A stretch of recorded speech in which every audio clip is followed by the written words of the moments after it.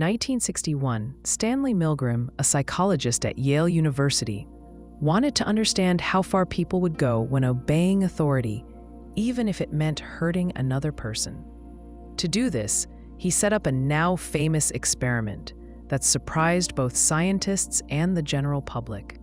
The idea behind Milgram's study was simple: see if ordinary people would follow orders to inflict pain just because someone in a position of authority told them to do so.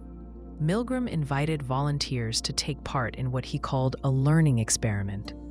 When each person arrived, an experimenter greeted them and introduced them to another person who they believed was another volunteer. This other person was actually an actor, someone in on the experiment. The experimenter explained that the study aimed to test how punishment affects learning.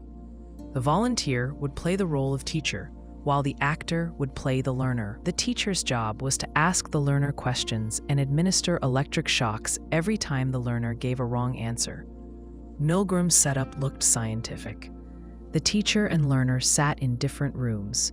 The teacher sat in front of a machine with a series of switches, each labeled with a voltage ranging from 15 volts to 450 volts. The labels grew more alarming as the voltage went up, ending with switches labeled danger, severe shock. The experimenter, dressed in a lab coat, stood by and gave instructions. He told the teacher to increase the voltage every time the learner made a mistake. The shocks were not real, but the teacher did not know this. The learner in the other room was actually unharmed, but acted as if in pain, crying out or banging on the wall, then falling silent after a certain point. The experimenter urged the teacher to continue. If the teacher hesitated or wanted to stop, the experimenter gave prompts like, "Please continue," or "The experiment requires that you continue." Sometimes the teacher would ask who was responsible if something bad happened. The experimenter would answer, "I am responsible." At first, many teachers showed signs of stress and discomfort. Some would laugh nervously or tremble. Some would argue with the experimenter, asking if the learner was okay. But despite their doubts, most kept going. A surprising number of people pressed all the way up to the highest voltage, delivering what they believed were life-threatening shocks, simply because someone in authority told them to do so. Milgram wanted to see if people would obey, even against their conscience. The results shocked even him. Over 60% of participants went to the highest level on the shock machine. Many seemed uncomfortable or upset, but they still obeyed the authority figure's instructions. To explain why this happened, Milgram pointed out a few important factors.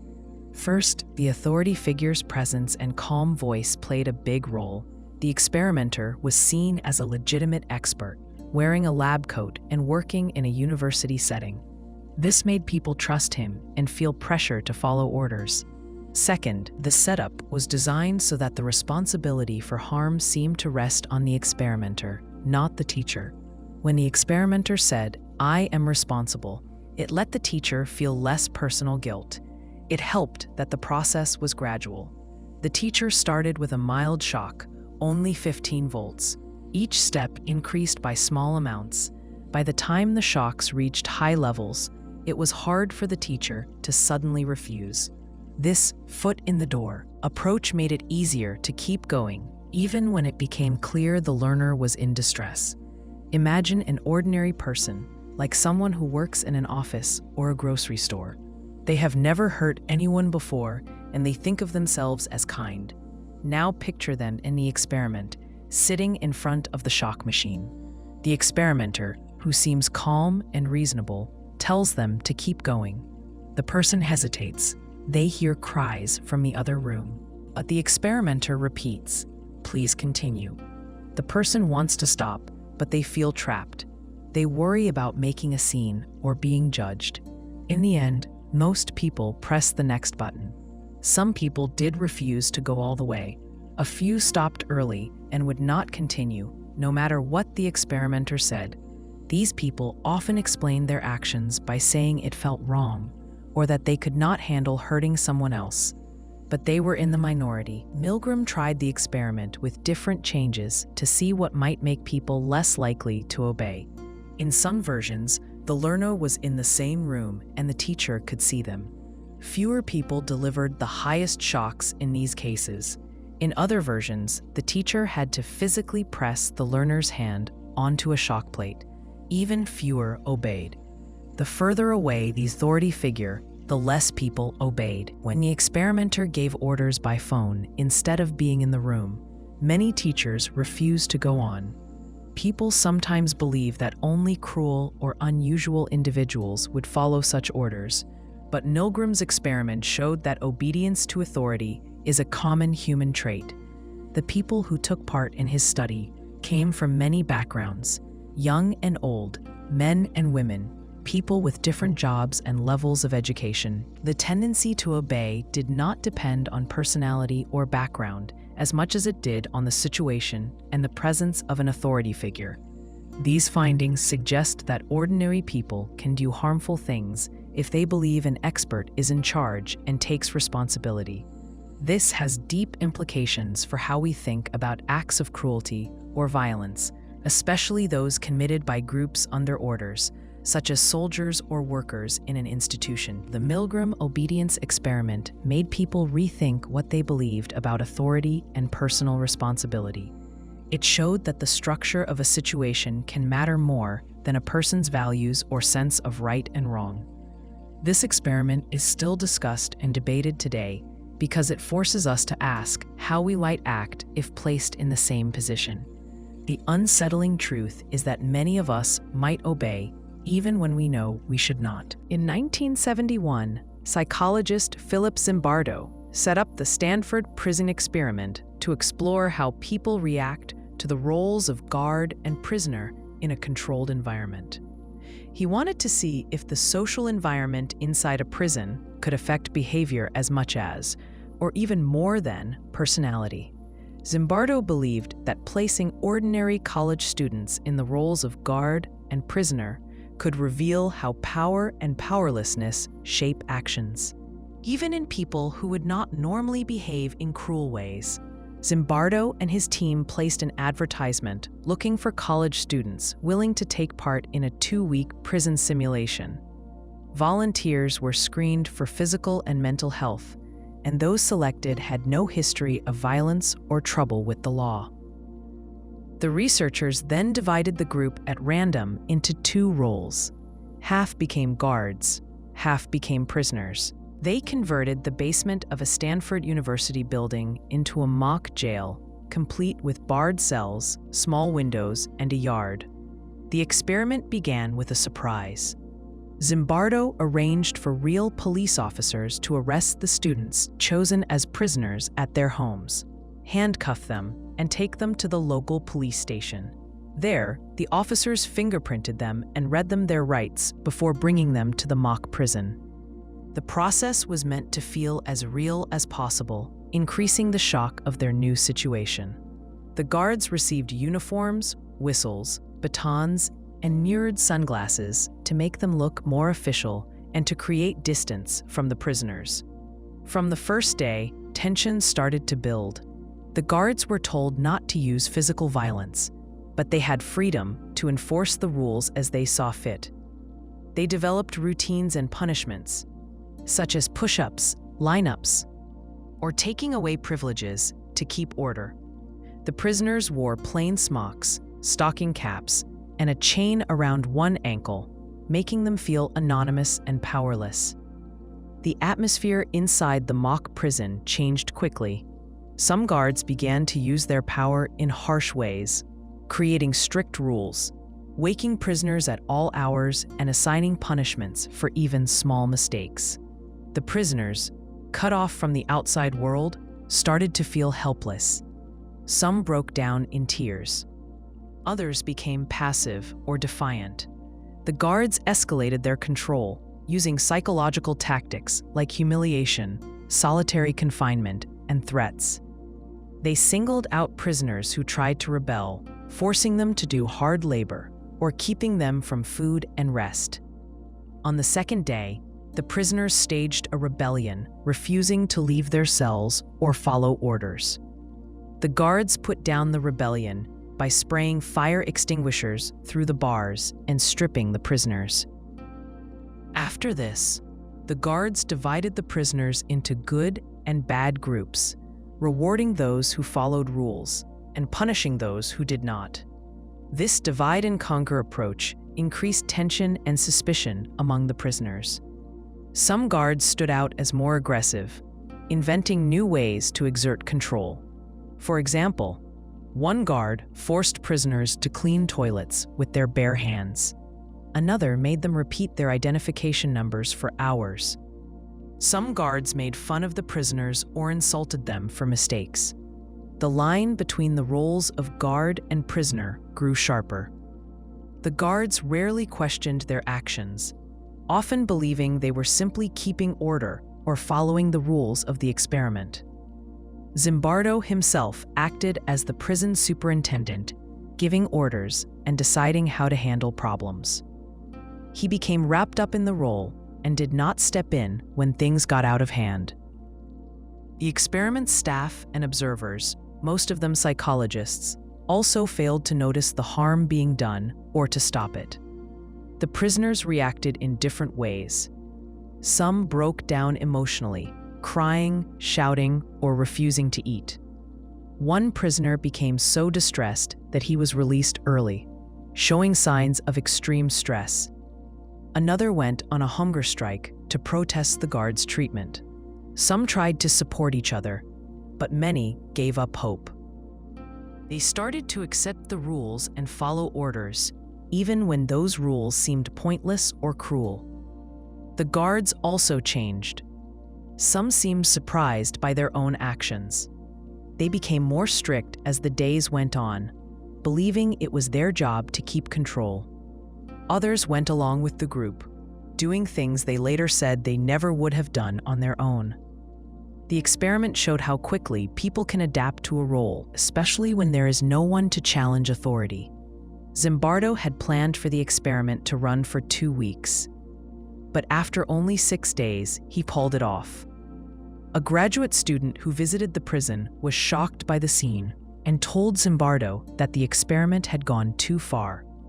Only then did he realize how much the experiment had changed both the guards and prisoners, as well as himself.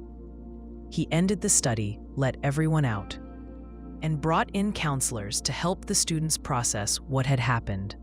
The Stanford prison experiment sparked questions about research ethics and the responsibility of those running a study to protect participants from harm. The study did not use physical violence, but the psychological impact was deep and lasting. Many of the students who played guards later said they felt guilty or troubled by their behavior. The prisoners described fear, shame, and powerlessness. The staff, caught up in the simulation, failed to see the warning signs or take action soon enough. This experiment became a key example of how social rules and environments can change behavior. The students did not have a history of aggression or cruelty, but the situation and their assigned roles led them to act in ways they could not have imagined. For example, think about a quiet, rule-abiding student placed in the role of guard. At first, he follows orders, handing out minor punishments. But as the days go on and other guards become stricter, he joins in, making prisoners do push-ups or standing by while others use harsh tactics. Another student, who plays a prisoner, tries to protest at first, but soon stops, following the rules and hoping not to attract attention. The transformation happens step by step, as the situation shapes each person's actions. Zimbardo's study showed that even in a fake prison, with fake guards and prisoners, real feelings of power and powerlessness can emerge. The guards, given a little authority, started to use it in ways they might never have done outside the experiment. The prisoners, stripped of their usual identity and freedom, began to accept mistreatment and feel helpless. The experiment raised new questions about how people act when put in positions of authority, especially when there are no clear limits or rules to protect those with less power. It also led researchers and the public to look closely at how experiments should be designed and what protections are needed to keep people safe from harm, even in a controlled setting meant to study behavior. In 1920, two psychologists, John Watson and Rosalie Reimer, wanted to show how human emotions, like fear, could be learned. They believed that the mind works like a blank slate, shaped by experience. To prove this, they designed the Little Albert experiment. This study involved a baby, called Albert in the reports, who was about 9 months old when the study started. Watson and Reimer set out to see if they could create a fear where there was none before. When the study began, little Albert showed no fear of animals. In fact, he seemed curious about them. Watson and Reimer first introduced him to a white rat, a rabbit, a dog, and a monkey. They also showed him masks, cotton, and burning newspapers. Albert touched and played with the animals.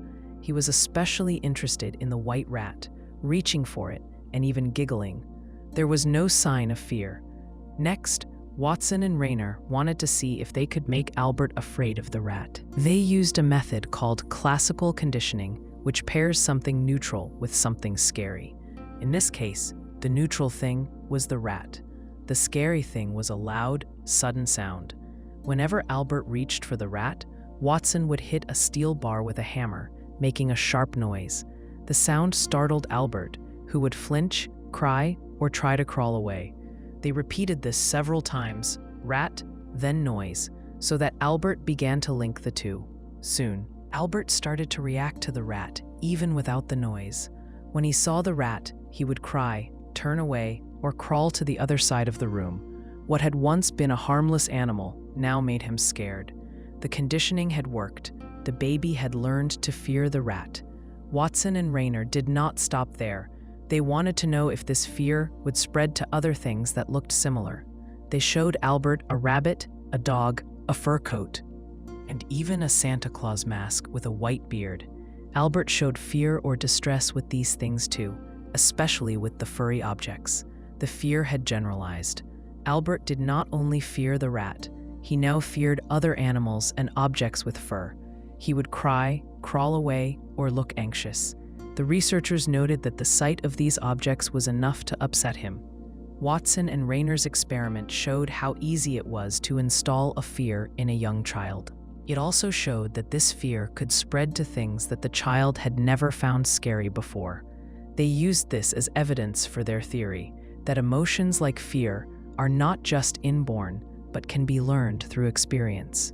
Throughout the study, Albert's mother was present for some sessions, but she was not told the full details of the experiment or what the researchers planned to do. There was no formal consent, and at the end, the researchers did not try to undo Albert's learned fears. The baby was left with his new anxieties without any help to overcome them. To picture what happened, imagine a young child playing on the floor. He reaches for a toy animal. Each time, someone makes a loud, scary noise right behind him. After a few rounds, the child avoids the toy altogether. He turns his head or hides his face.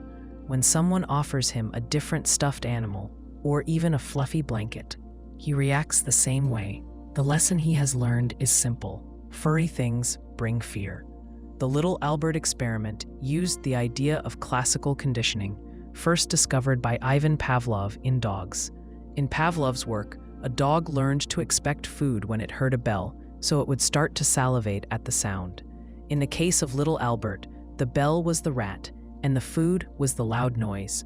Instead of salivation, the response was fear. The study drew a clear link between a neutral stimulus, the rat, and an unconditioned stimulus, the noise, creating a conditioned response, fear. Over just a few sessions, Watson and Reimer managed to build an emotional reaction in a young child. This reaction was strong enough to change his behavior in new situations.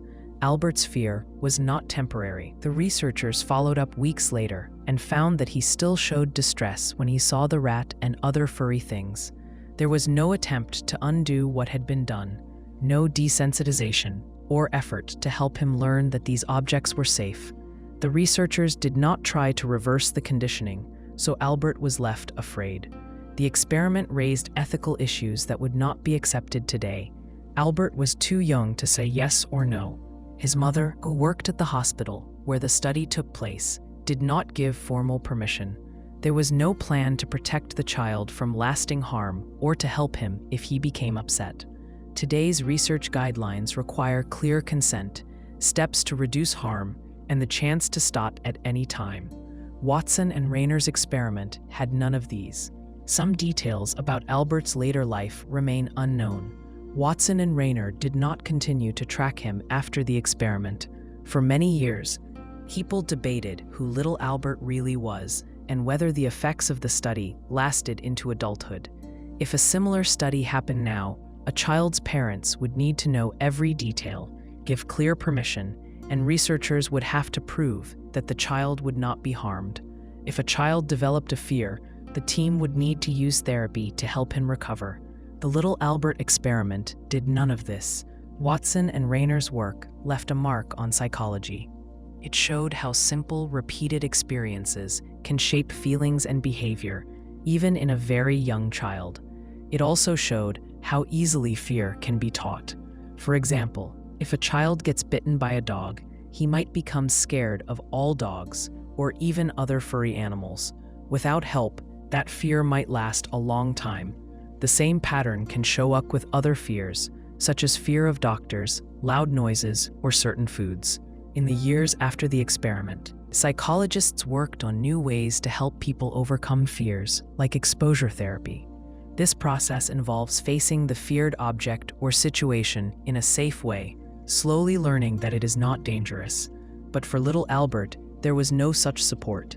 The experiment stands as an example of how powerful and sometimes harmful the process of learning can be. In 1939, a group of researchers at the University of Iowa, led by Wendell Johnson, carried out what became known as the monster study. They wanted to understand more about stuttering and what causes it. Their main question was whether stuttering comes from something a child is born with, or whether it can be learned. To answer this, the researchers designed a study that would change the way some children saw themselves and how they spoke. The experiment became famous not only for its findings, but also for the harm it caused. The researchers chose a group of children from the Iowa Soldiers and Sailors Orphans Home, a state-run orphanage. The children were between the ages of 5 and 15. Some already stuttered, while others spoke fluently. The team included Mary Tudor, a graduate student who did most of the direct work with the children. The researchers split the children into different groups. Some groups received positive feedback about their speech, while others received negative feedback, even if they did not stutter before. The negative feedback group is where the experiment earned its grim nickname. Children who had never stuttered before were told things like, "You mustn't speak unless you can do it right," or "You have a bad speech problem." Tudor and the other researchers pointed out every small mistake or slip, even normal ones, that all children make when learning to speak. They told the children that their speech was not normal and that they had to try harder not to make mistakes. The goal was to see if children could be made to stutter through criticism and pressure. Children in the positive feedback group received praise. They were told that they spoke well and had nothing to worry about, even if they sometimes stumbled or hesitated. The researchers encouraged these children to speak as much as they liked. They wanted to see if such support would make a difference in how the children spoke and felt about themselves. The study ran for months, with regular sessions where the researchers listened to the children speak, gave feedback, and took notes. For those in the negative feedback group, the pressure began to build. Some became quiet and withdrawn. Others started to avoid talking at all. Several children who spoke fluently at the start began to show signs of speech problems, hesitation, repeating words, or stopping in the middle of a sentence. Some developed real stutters that did not go away, even after the experiment ended. For example, picture a young girl who has always spoken with ease. Each week, she meets with a researcher who tells her that she has started to talk badly and that everyone notices. The girl, unsure what she is doing wrong, becomes anxious. When she speaks in class or with other children, she feels self-conscious, afraid to make a mistake. Soon, she begins to trip over her words. She starts to believe she cannot speak well, and this new anxiety only makes things worse. Some children never recovered from these sessions. The criticism and shame stayed with them long after the researchers left. As adults, a few of the children said they avoided public speaking or became very shy. Others struggled with speech for years, haunted by memories of being told they were not good enough. The monster study left scars that could not be undone. Researchers in the 1930s did not follow today's standards for ethics. The children were not told the real purpose of the study. Staff at the orphanage gave permission, but the children themselves did not know what was happening or why. There was no plan to help children who developed problems. After the study ended, the researchers did not follow up to provide support or therapy. The children were left to deal with the effects on their own. The experiment raised big questions about how much feedback and the environment can shape how we speak. It suggested that stuttering can sometimes develop when a child is made to feel nervous about speaking or is told they are making mistakes. In real life, a parent or teacher who criticizes every slip might make a child anxious, which can lead to speech problems. On the other hand, children who are encouraged and praised tend to speak more freely and confidently, even if they make normal mistakes along the way. The monster study's design showed how powerful negative feedback can be, especially for children who are still forming their sense of self. The researchers did not set out to be cruel, but their actions had serious consequences. The children in the negative feedback group learned to doubt themselves. They worried about every word and felt ashamed of their voices. To understand the impact, imagine a boy who joins a group of children for a story session. He begins to speak, but is interrupted with corrections each time he stumbles. Soon, he speaks less and less, afraid of being judged. This anxiety grows until he dreads speaking in front of others, and his speech becomes halting. For some children, this pattern never stopped. The monster study stands as a warning about the risks of treating children as test subjects without care for their feelings or future.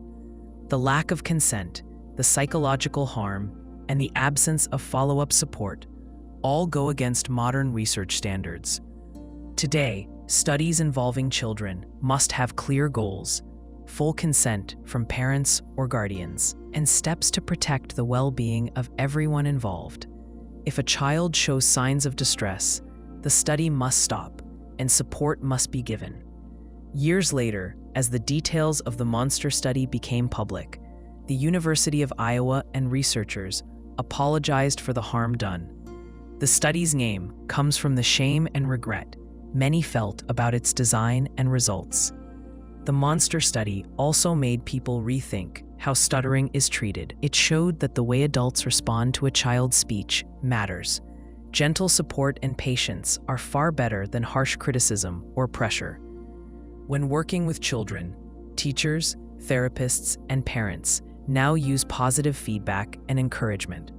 If a child struggles with speech, today's experts look for ways to build confidence rather than to shame or criticize. This study is an example of how a well-meaning attempt to answer a scientific question can lead to lasting harm if the human side is ignored. The monster study remains a powerful lesson about the importance of ethics, care, and respect for everyone in research, especially for children who depend on adults to protect them. In 1924, Carney Landis, a graduate student at the University of Minnesota, set out to study human emotions and facial expressions. He wanted to know if people's faces showed the same expressions when they felt certain emotions. To find the answer, Landis designed an experiment that soon became famous for its disturbing nature and for what it revealed about obedience and pressure. The Landis's facial expression study involved over 20 student volunteers. The experiment showed not only the limits of scientific research at the time, but also the power of authority over individual actions. Landis started by gathering a group of undergraduate students, both men and women, from the university. He explained that the experiment aimed to study facial expressions and the emotions behind them. The volunteers had their faces marked with lines using a grease pencil. These lines followed the shape of their faces and made it easier to photograph tiny changes in muscle movement. Landis brought each volunteer into a lab room. One by one, the students faced a series of situations meant to create strong feelings. For example, Landis exposed them to sharp smells, made them listen to loud noises, and showed them shocking images. He recorded their faces as they reacted, snapping photographs at every moment. The goal was to see if anger, fear, joy, or surprise looked the same on everyone's face. But the part of the study that left its mark in history came near the end. Landis wanted to photograph the facial expression of disgust or horror. To do this, he gave each student a live rat and asked them to decapitate it. Most of the students had never killed an animal before and felt shock or fear at the request. Landis insisted that this step was necessary for the study. He handed out a large knife and explained what he wanted them to do. Some students immediately refused, saying they could not kill the animal. They shook their heads, put down the knife, or tried to hand the rat back. But many others, under the pressure of the lab setting and Landis's instructions, followed through. They killed the rat, sometimes with shaking hands or tears in their eyes. The lab filled with tension as students struggled with what was being asked of them. Some botched the act, causing pain to the animal. Others did it quickly, but with visible distress. Landis photographed the students' faces throughout the process, capturing the mix of fear, disgust, and guilt as they held the knife or faced the rat. He recorded who refused, who hesitated, and who complied without protest. After the experiment, he asked the students about their feelings, noting down their explanations and excuses. Many who went through with the act said they did not want to do it, but felt they had no choice. The setting, the authority of Landis, and the pressure of being watched led them to follow orders against their conscience. The reactions of the students highlight how powerful social pressure can be. Imagine being in a sterile lab, standing in front of a researcher who expects you to take part in the task. You see others before you being asked to do the same. You worry about appearing weak, childish, or uncooperative. The urge to obey, even when you are deeply uncomfortable, becomes strong. You might try to find an excuse or delay, but eventually you give in. This was the situation that Landis's subjects faced, and for many, the need to follow orders overpowered their natural reluctance. Some students tried to reason with Landis. They asked if it was really necessary to kill the rat, or if they could skip the step. Landis stood firm, explaining that the experiment required it. His calm manner and scientific authority left little room for argument. Even students who felt sick at the thought of harming an animal found themselves holding the knife, caught in a web of expectation and pressure. Landis's study went far beyond simple observation. He placed his subjects in a position where they had to choose between personal values and the demands of authority. In doing so, he discovered that many people would act against their own morals when pushed by someone in charge. This lesson would echo in later studies about obedience and authority, including Milgram's experiments many years later. Landis recorded detailed notes about the students' reactions. He described how some looked pale and shaken, while others tried to hide their discomfort. Some students cried or became angry after the act, upset with themselves for doing what they knew was wrong. Others showed relief when allowed to refuse, glad that they had not been forced to cross a line. Landis's records show that the event stayed with the students, affecting how they felt about themselves and about science. The experiment also showed how easily the line between research and harm can be crossed. The students had volunteered for a study on facial expressions. None expected to be asked to kill an animal. They were not told in advance what the experiment would involve, and there was no plan to help those who became distressed. The laboratory's authority and the pressure to cooperate led many to do something they would never have considered outside the setting. Picture a typical college student, someone who studies, attends lectures, and spends time with friends. This student walks into a lab expecting a normal psychology experiment. They are handed a rat and told to kill it, all for the sake of science. At first, they protest, saying it is wrong. But when Landis insists, and with everyone watching, the student finds it hard to keep saying no. With trembling hands, they do as they are told. Later, they cannot forget the feeling, the weight of the knife, the shock of what they did, and the knowledge that they went along with something they found cruel. Landis's main goal was to find out if facial expressions of emotion were the same for everyone. In the end, his results were unclear. He found little evidence that people's faces always looked the same when feeling certain emotions. Instead, his study became famous for the way it exposed the impact of authority and pressure on human behavior.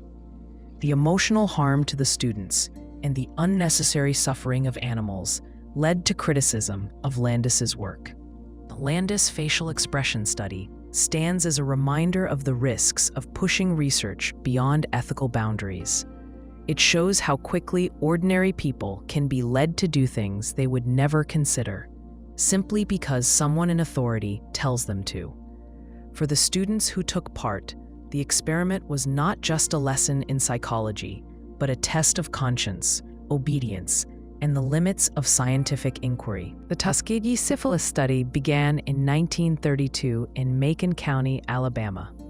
The United States Public Health Service, working with the Tuskegee Institute, wanted to study the natural course of untreated syphilis in the human body. The researchers chose hundreds of poor African American men, most of whom were sharecroppers. Many of the men could not read and had little education. The researchers did not tell the men the real purpose of the study.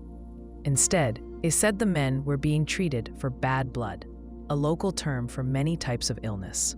Syphilis is a serious disease caused by a bacterial infection. If left untreated, it can cause pain, blindness, brain damage, and even death. In the 1930s, there was no reliable cure for syphilis, but doctors sometimes used mercury and other risky treatments. The men in the study trusted the government doctors, believing they would get real help. At first, the study included about 600 men. Around 400 had syphilis, while about 200 did not.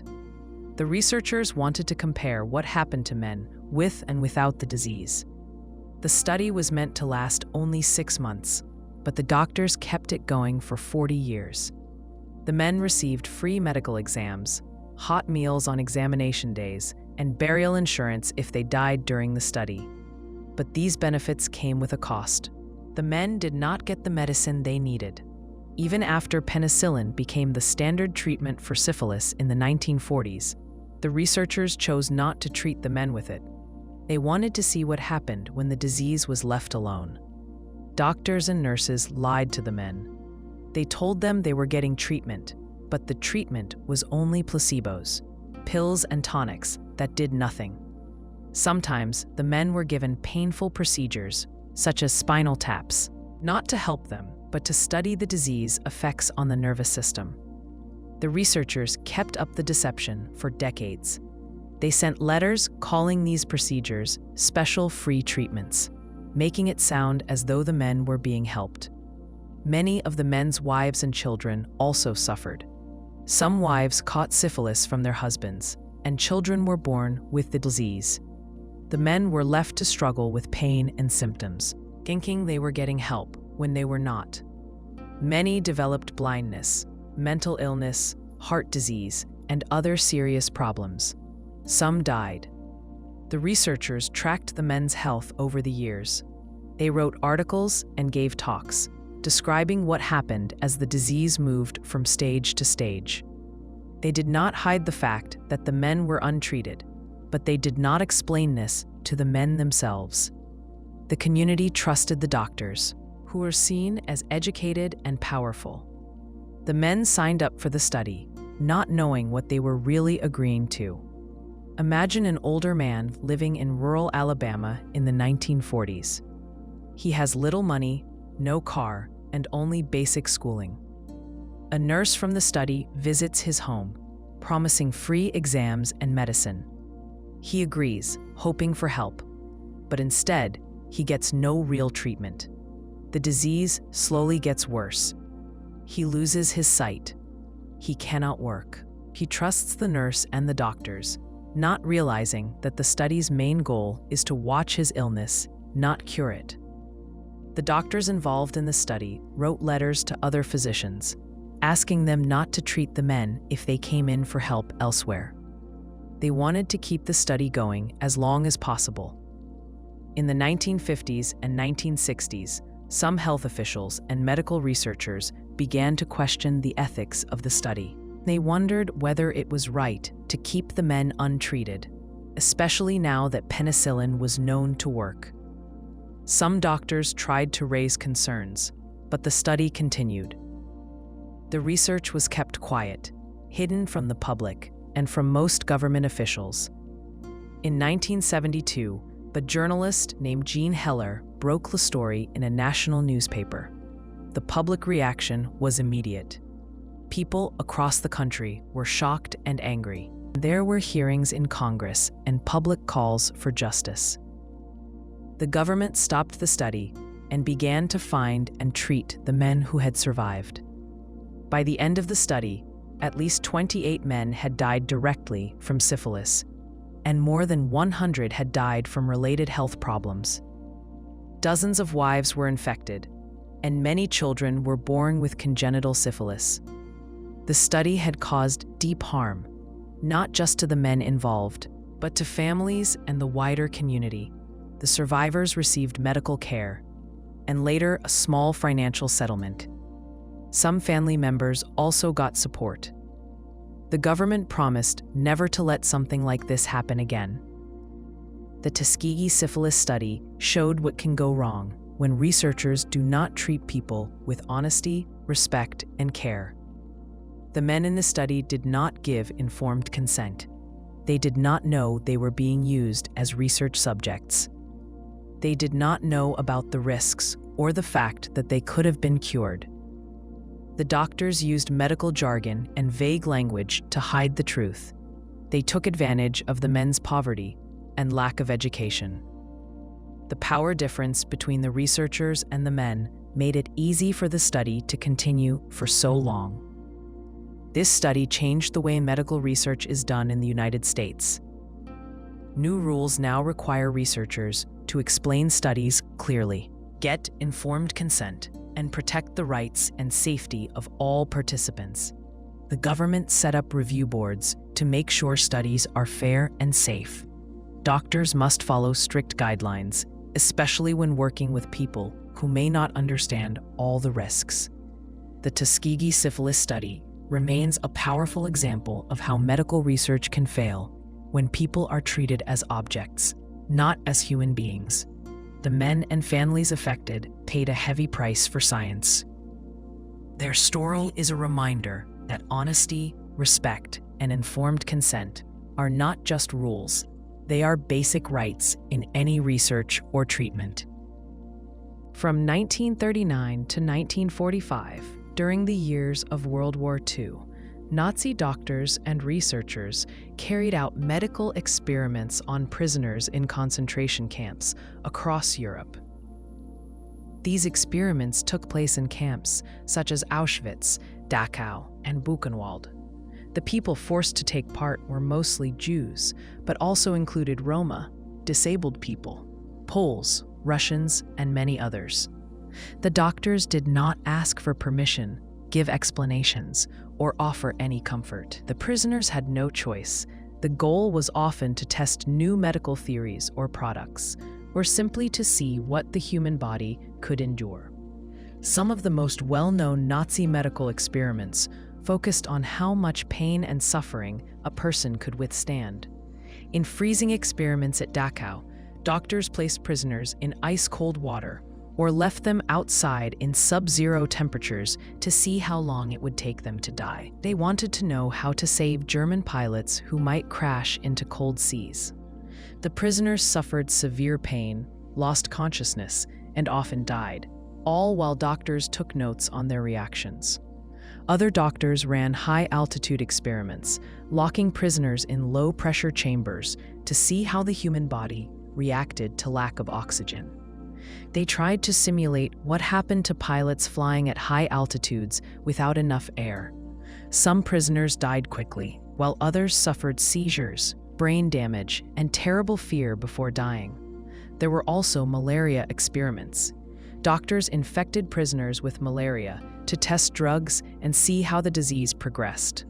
The people chosen for this had no say. Some recovered, but many became seriously ill or died from the illness or side effects of the drugs. Surgeons carried out operations without anesthesia. Some experiments aimed to test how wounds healed or how the body responded to certain chemicals. In one set of tests, prisoners had cuts made on their bodies.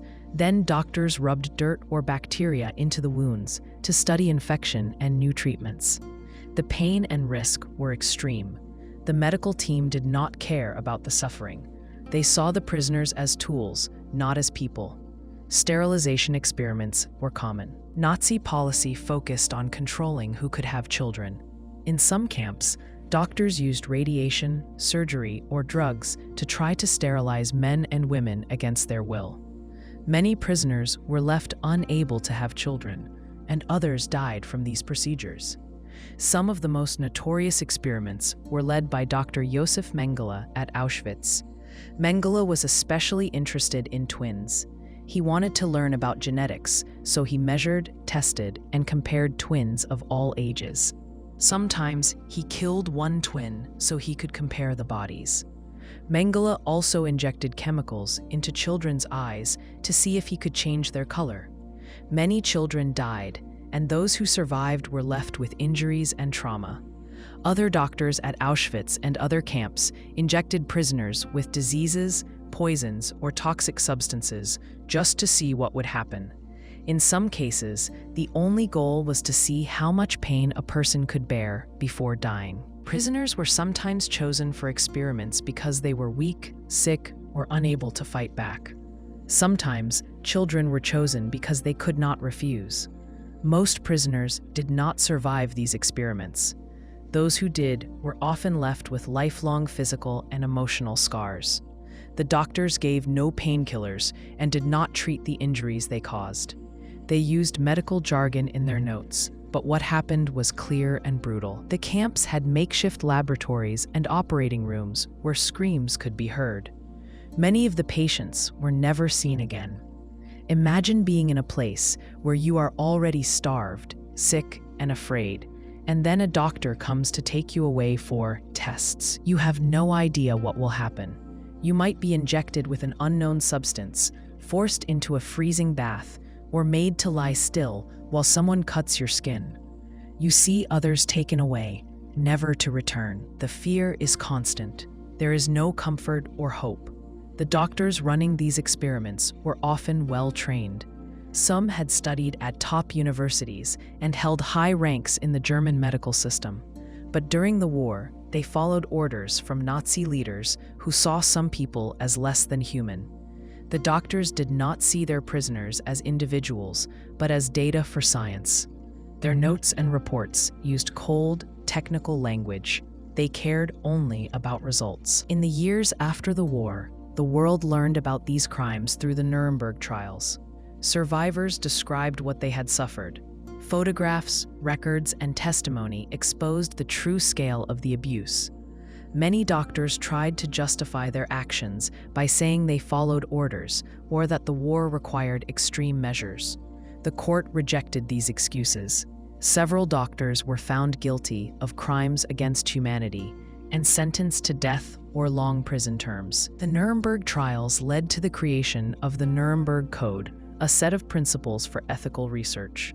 The code says that anyone taking part in a study must give clear, informed consent. People must know what will happen to them, must be free to say no, and must not be harmed on purpose. These rules changed medical research everywhere. They set a new standard for respect, safety, and honesty in science. And Nazi medical experiments also left deep scars on survivors and families. Many people who lived through the camps carried physical injuries, trauma, and nightmares for the rest of their lives. The experiments destroyed trust in doctors and science for many people, especially those whose communities had been targeted. Later generations learned about the horrors not only from history books, but from survivors themselves. The world remembers the Nazi medical experiments as some of the worst abuses in medical history. The events showed what can happen when doctors lose sight of ethics and humanity. The lessons of these years became the foundation of modern bioethics. The Nuremberg Code stands as a warning, a set of rules built from tragedy, showing that science must always respect the people it studies. During the Second World War, the Japanese military ran a secret biological warfare program called Unit 731. Officially, it was known as the Epidemic Prevention and Water Purification Department of the Kwantung Army. In reality, its real focus was on human experimentation, biological weapons, and chemical warfare. The unit operated mostly in the city of Harbin in northeastern China, which was then occupied by Japan. The leaders of Unit 731 wanted to learn how diseases could be used as weapons and to find out how much suffering the human body could take. Unit 731 was led by General Shiro Ishii, a medical doctor and army officer. Ishii believed that developing biological weapons would give Japan a powerful advantage in war. He convinced military leaders to support his project. To carry out his experiments, Ishii built a large research complex with labs, barracks, and prison cells. Thousands of men, women, and children were brought there, most of them Chinese civilians.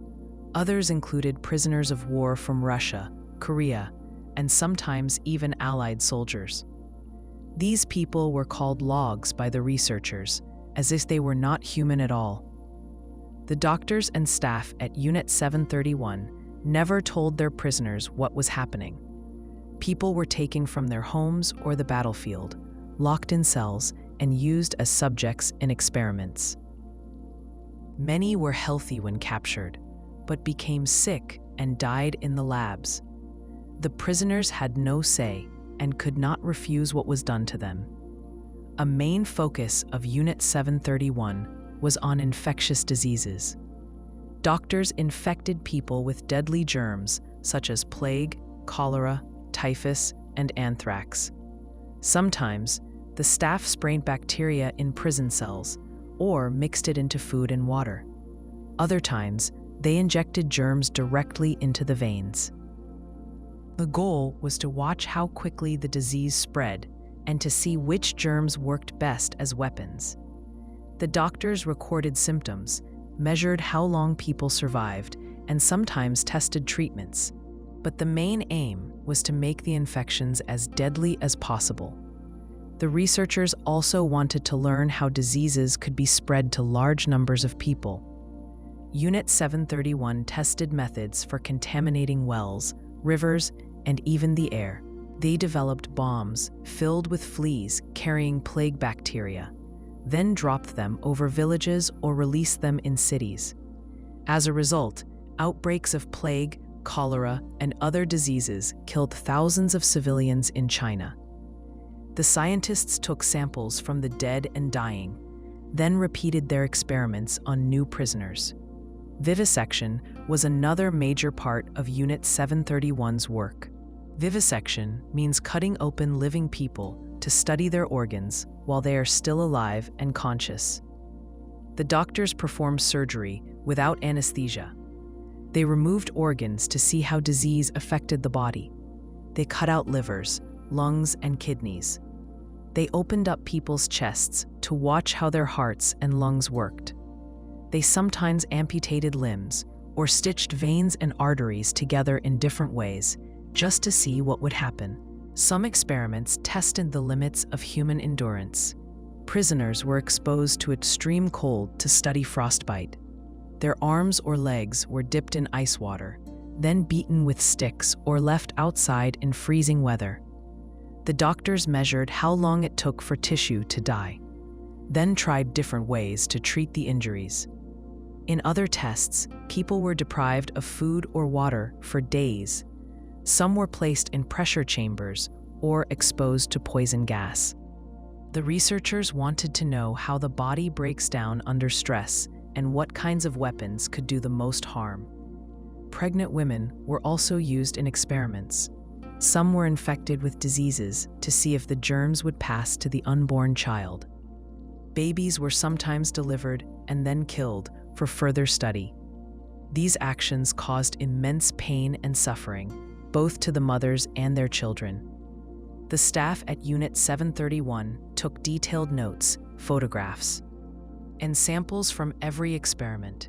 The aim was to gather data for the military, not to help the victims. The people who survived an experiment were often killed so their bodies could be dissected. The scientists saw the prisoners as test animals, not as people. Some of the research at Unit 731 focused on chemical weapons. Prisoners were forced to breathe poison gases or swallow toxic chemicals. Doctors measured how long it took for the gas to kill, or what kind of damage it did to the lungs and other organs. Sometimes people were shot or wounded, so the doctors could test new treatments for gunshot injuries, burns, or blood loss. The experiments carried out by Unit 731 did not remain secret forever. At the end of World War II, Japanese forces tried to destroy the buildings and hide the evidence. Both among the staff and the local population told their stories. After the war, the United States military offered immunity to some of the leaders of Unit 731 in exchange for their data on biological weapons. As a result, few were ever punished for their crimes. The suffering caused by Unit 731 lasted long after the war. Outbreaks of plague and cholera continued in China. Survivors of the experiments were left with physical and emotional scars. Many had lost family members and lived with the memory of what had been done. Local communities found mass graves near the research center, filled with the remains of men, women, and children who had died in the labs. Imagine a farmer in rural China. He is taken from his home by soldiers and brought to a strange building. Inside, he is locked in a cell and given no food or water. Later, a doctor arrives and injects him with a strange liquid. He feels sick, then weak. Nobody explains what is happening. He can hear the cries of others through the walls. After a few days, the doctors come again and perform surgery on him while he is awake. He is in agony but cannot move. In the end, his suffering is recorded in a notebook, and his body is disposed of without ceremony. Unit 731 stands as one of the darkest chapters in medical research. The work was carried out in secret, without any concern for ethics or human dignity. The doctors and scientists involved saw people as tools for war, not as fellow human beings. The information they gathered was built on cruelty, pain, and death. Today, the story of Unit 731 serves as a warning about what can happen when science is separated from compassion and respect for life. Between 1946 and 1948, the United States government funded a set of medical studies in Guatemala that would later become known as the Guatemala syphilis experiments. The purpose was to learn more about sexually transmitted diseases, mainly syphilis and gonorrhea, and to test the effectiveness of treatments like penicillin. The experiments took place in prisons, mental hospitals, army barracks, and among sex workers. The people used in these studies did not give informed consent. Most did not even know they were taking part in an experiment. Doctors infected hundreds of people with diseases and often failed to offer any help or cure. The studies were led by Dr. John Cutler, a physician who later took part in other syphilis research. Cutler and his team worked closely with Guatemalan officials, but the project was designed, paid for, and controlled by the U.S. Public Health Service. The researchers believed that earlier studies in the United States, which used animals or petri dishes, did not give enough information. They wanted to study how sexually transmitted infections spread in the human body and how well antibiotics could prevent or cure them. The main group targeted by the researchers was prisoners. Cutler and his team visited a jail in Guatemala City where men were held for minor crimes or waiting for trial. The doctors told some of the prisoners that they were being given medical treatment or tests, but did not explain that they would be infected with dangerous diseases on purpose. The researchers used several methods to infect people. Sometimes they brought in sex workers who already had syphilis or gonorrhea and arranged for them to have sex with the prisoners. Other times, the doctors scraped infected material from a sick person's sores and placed it directly onto the skin or inside the bodies of the prisoners, hoping to cause infection. Mental hospital patients made up another large group in the study. Many of these patients could not understand what was happening or give any form of consent. Cutler and his team injected syphilis bacteria into patients' arms or backs, or applied the bacteria to small cuts made on their bodies. Some patients were tied down during the procedures. Like the prisoners, these patients were told they were receiving medical care, not that they were being used for research. The doctors also infected soldiers, orphans, and sex workers themselves. In the case of sex workers, the researchers tried to use their services as a way to spread infection to others, especially the prisoners and soldiers. Some sex workers were given the disease by injection first, so they would pass it on during sexual contact. The researchers hoped this would mimic real-world infection, but they did not explain the risks to anyone involved. Once a person became infected, the team watched the symptoms, took blood samples, and wrote detailed notes. Sometimes the doctors gave penicillin or other medicines to see if the drugs would cure the infection. But not everyone received treatment. Some were left sick for months, even after serious symptoms appeared. For some, the infection led to long-term damage or death. To understand the impact, imagine being a prisoner in a Guatemalan jail in the 1940s. You are told that doctors from the United States have come to offer free checkups. You want to avoid trouble, so you agree to take part. Without warning, you are exposed to a disease that can cause pain, sores, and even brain damage if left untreated. You get sick, but there is no one to explain what has happened to you or to help you recover. The staff around you seem unconcerned. You are simply a number in their notebooks. For patients in the mental hospital, the experience was even more confusing and frightening. Many of these people had little contact with the outside world and depended on staff for everything. They had no way to refuse, protest, or even ask what was happening. Some were young, some were old. Many could not speak for themselves. Doctors and officials involved in the study never published full reports of their work. They shared some results with American health agencies, using medical jargon to describe how the experiments were done and what was learned. The reports rarely mentioned the people who had suffered or the harm that had been done. The studies ran for about 2 years before they were stopped. The doctors left Guatemala, taking their data with them. In later years, some of the doctors involved went on to have successful careers in the United States. The experiments in Guatemala were almost forgotten for decades. It was not until 2010, when a historian found old records in the U.S. National Archives, that the story became public. The details shocked people both in the United States and Guatemala. Newspapers printed stories about what had happened. The U.S. government launched an investigation and offered an apology. The investigation found that more than 1,300 people were involved in the studies.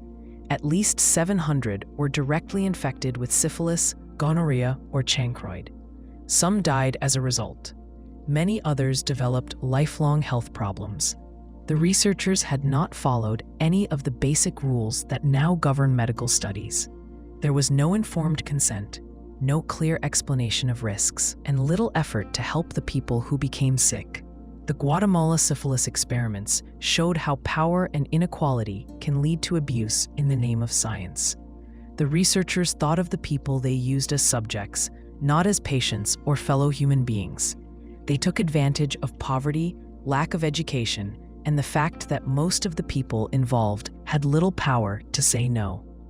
The language used in the reports was cold and scientific, hiding the real suffering behind statistics and charts. Today, research rules require clear, honest consent and strong protections for people who take part in any study. Anyone who might be at risk must be told the truth and given the chance to say no. Governments and universities have ethics boards that check every project for safety and fairness. These rules are designed to prevent the kind of harm seen in Guatemala and in other unethical studies around the world. The Guatemala syphilis experiments are now a lesson in medical ethics. The people who suffered have become symbols of the need for respect, consent, and care in science. Their story is a reminder that the search for knowledge must never come at the cost of human dignity. Between 1946 and 1948, the United States government funded a set of medical studies in Guatemala that would later become known as the Guatemala syphilis experiments.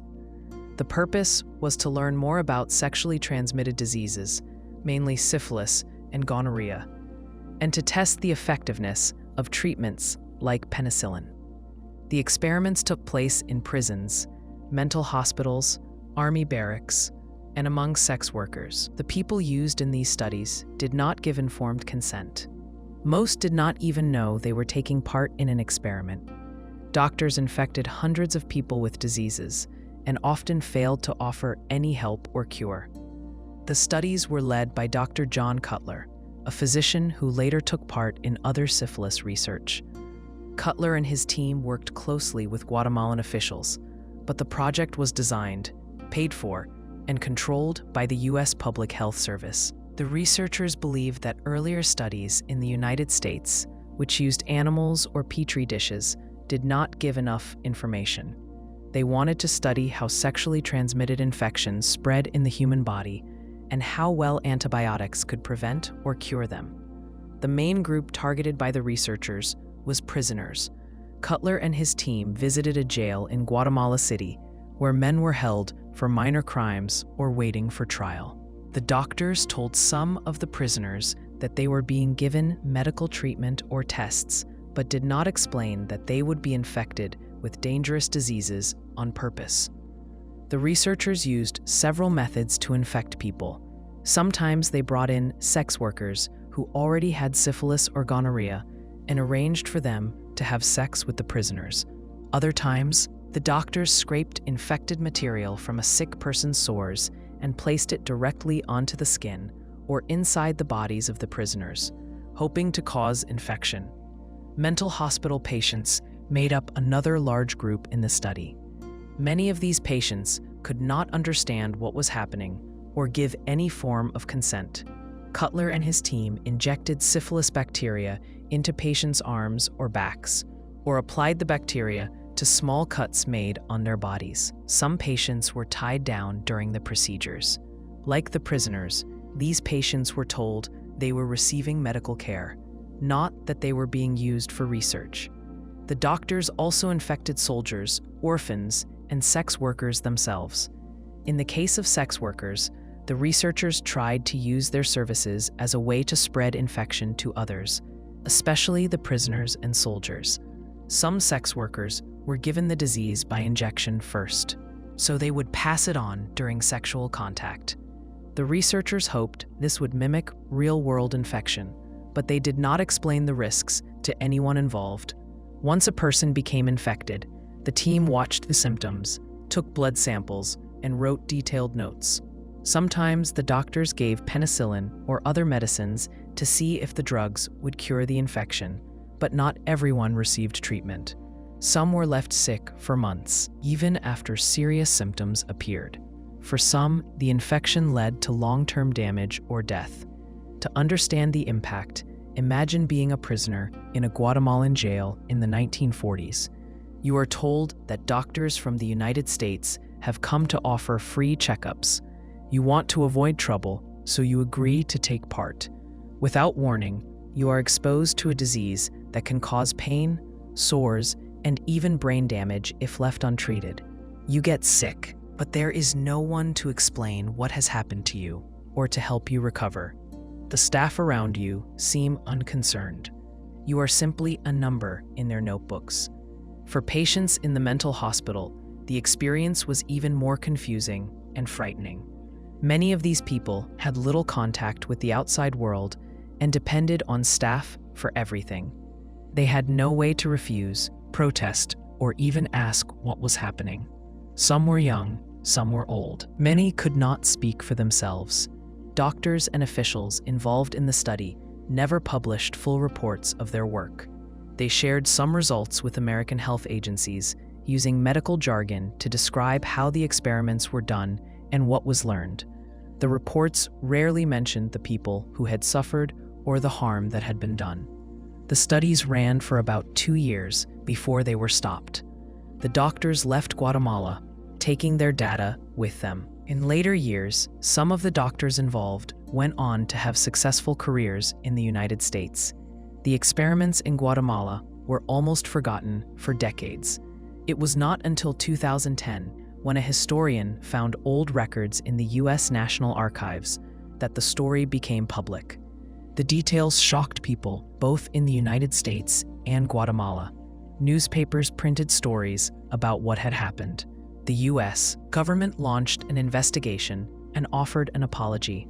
The investigation found that more than 1,300 people were involved in the studies. At least 700 were directly infected with syphilis, gonorrhea, or chancroid. Some died as a result. Many others developed lifelong health problems. The researchers had not followed any of the basic rules that now govern medical studies. There was no informed consent, no clear explanation of risks, and little effort to help the people who became sick. The Guatemala syphilis experiments showed how power and inequality can lead to abuse in the name of science. The researchers thought of the people they used as subjects, not as patients or fellow human beings. They took advantage of poverty, lack of education, and the fact that most of the people involved had little power to say no. The language used in the reports was cold and scientific, hiding the real suffering behind statistics and charts.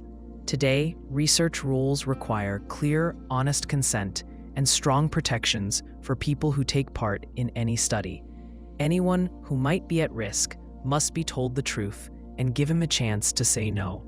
Governments and universities have ethics boards that check every project for safety and fairness. These rules are designed to prevent the kind of harm seen in Guatemala and in other unethical studies around the world. The Guatemala syphilis experiments are now a lesson in medical ethics. The people who suffered have become symbols of the need for respect, consent, and care in science. Their story is a reminder that the search for knowledge must never come at the cost of human dignity. Project 4.1 was a medical study carried out by the United States government in 1954 after the Castle Bravo nuclear test in the Marshall Islands. This test was part of a larger series of nuclear explosions at Bikini Atoll used to develop more powerful hydrogen bombs. Castle Bravo was much stronger than expected. The blast sent radioactive fallout across many miles of ocean, reaching inhabited islands such as Rongelap, Alinganay, and Utrecht. The people living on these islands did not know they were in danger.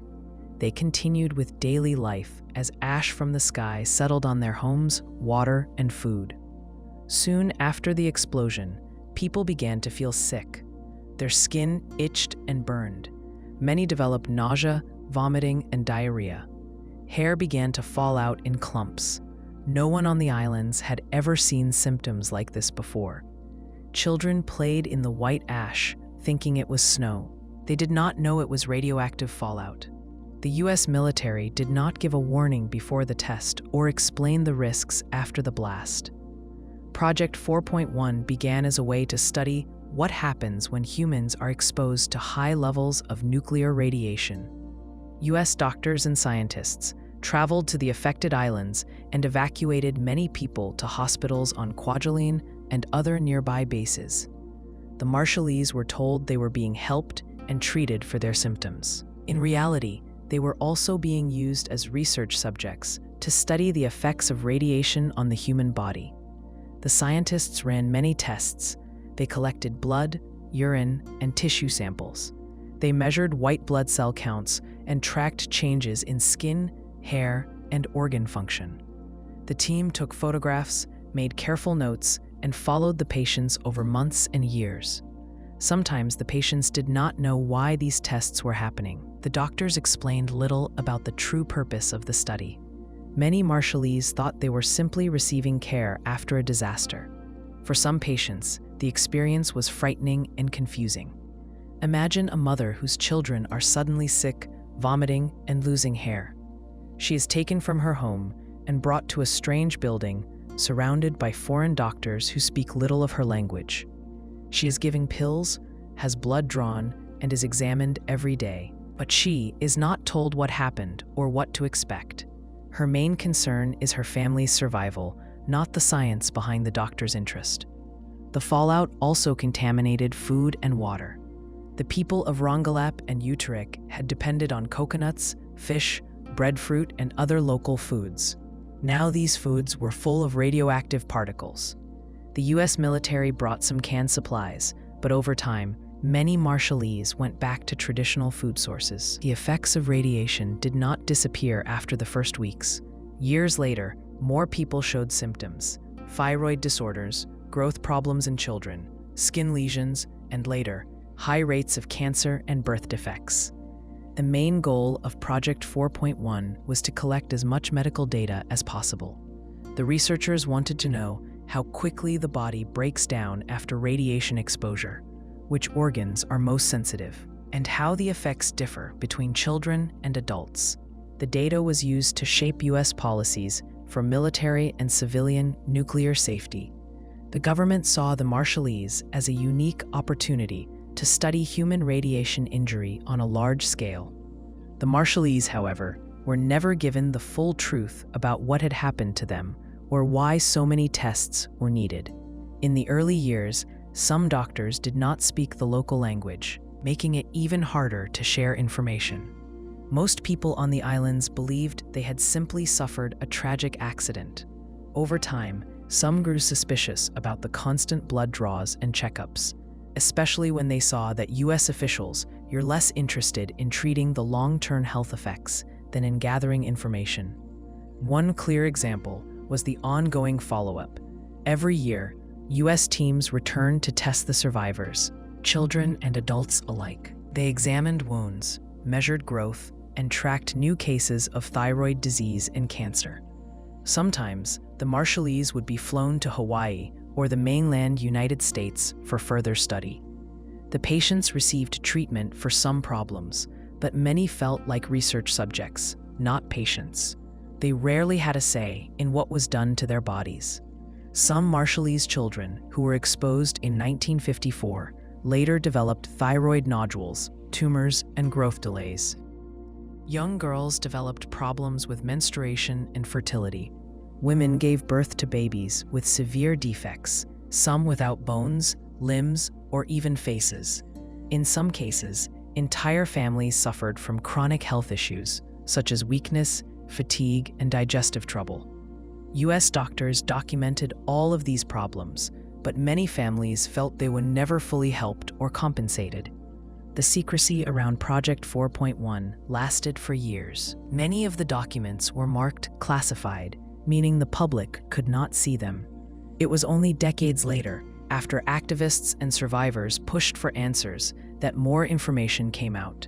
The Marshallese learned that they had not just been accident victims, but also unknowing test subjects in a large government experiment.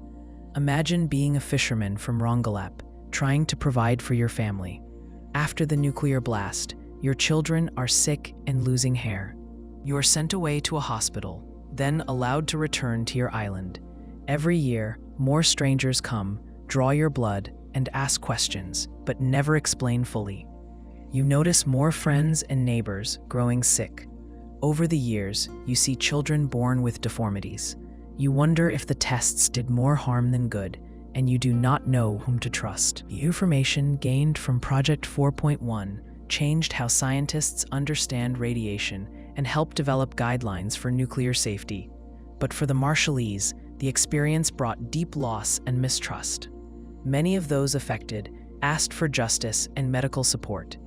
The effects of the Castle Bravo test and Project 4.1 are still felt in the Marshall Islands, where high rates of cancer, thyroid disease, and birth defects remain part of daily life. The people exposed to fallout never had the chance to make an informed choice about their bodies, their health, or their future. In the late 1950s and early 1960s, a drug called thalidomide was sold around the world as a safe remedy for many common health problems. Drug companies marketed thalidomide to help with anxiety, sleep trouble, and headaches, but it became best known as a treatment for morning sickness in pregnancy.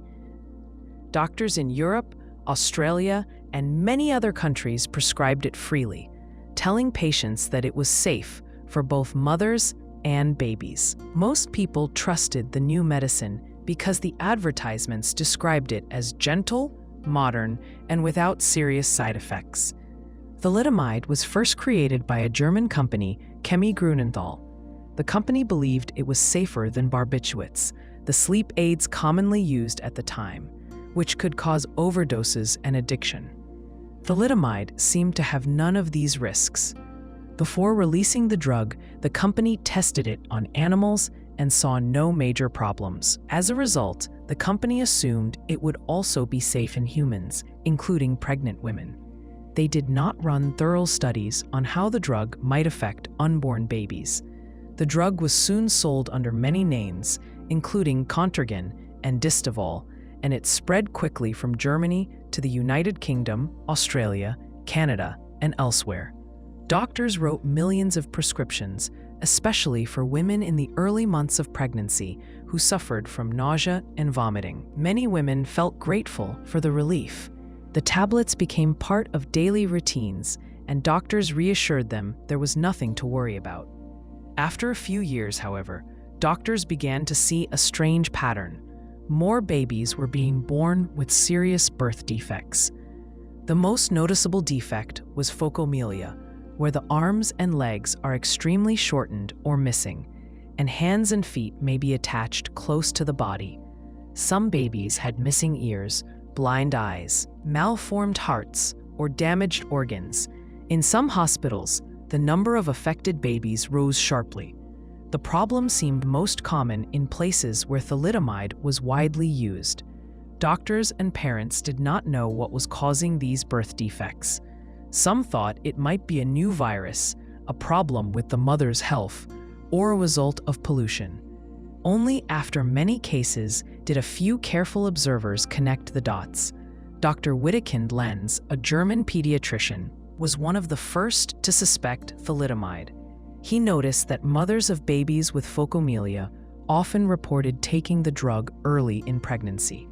Around the same time in Australia, Dr. William McBride saw the same link and published warnings in medical journals. The evidence was strong. Babies whose mothers had taken thalidomide in the first trimester were at much higher risk for birth defects. Critical time was often between the 3rd and 8th week after conception, when major organs and limbs are forming. The drug, it turned out, could cross the placenta and reach the developing baby.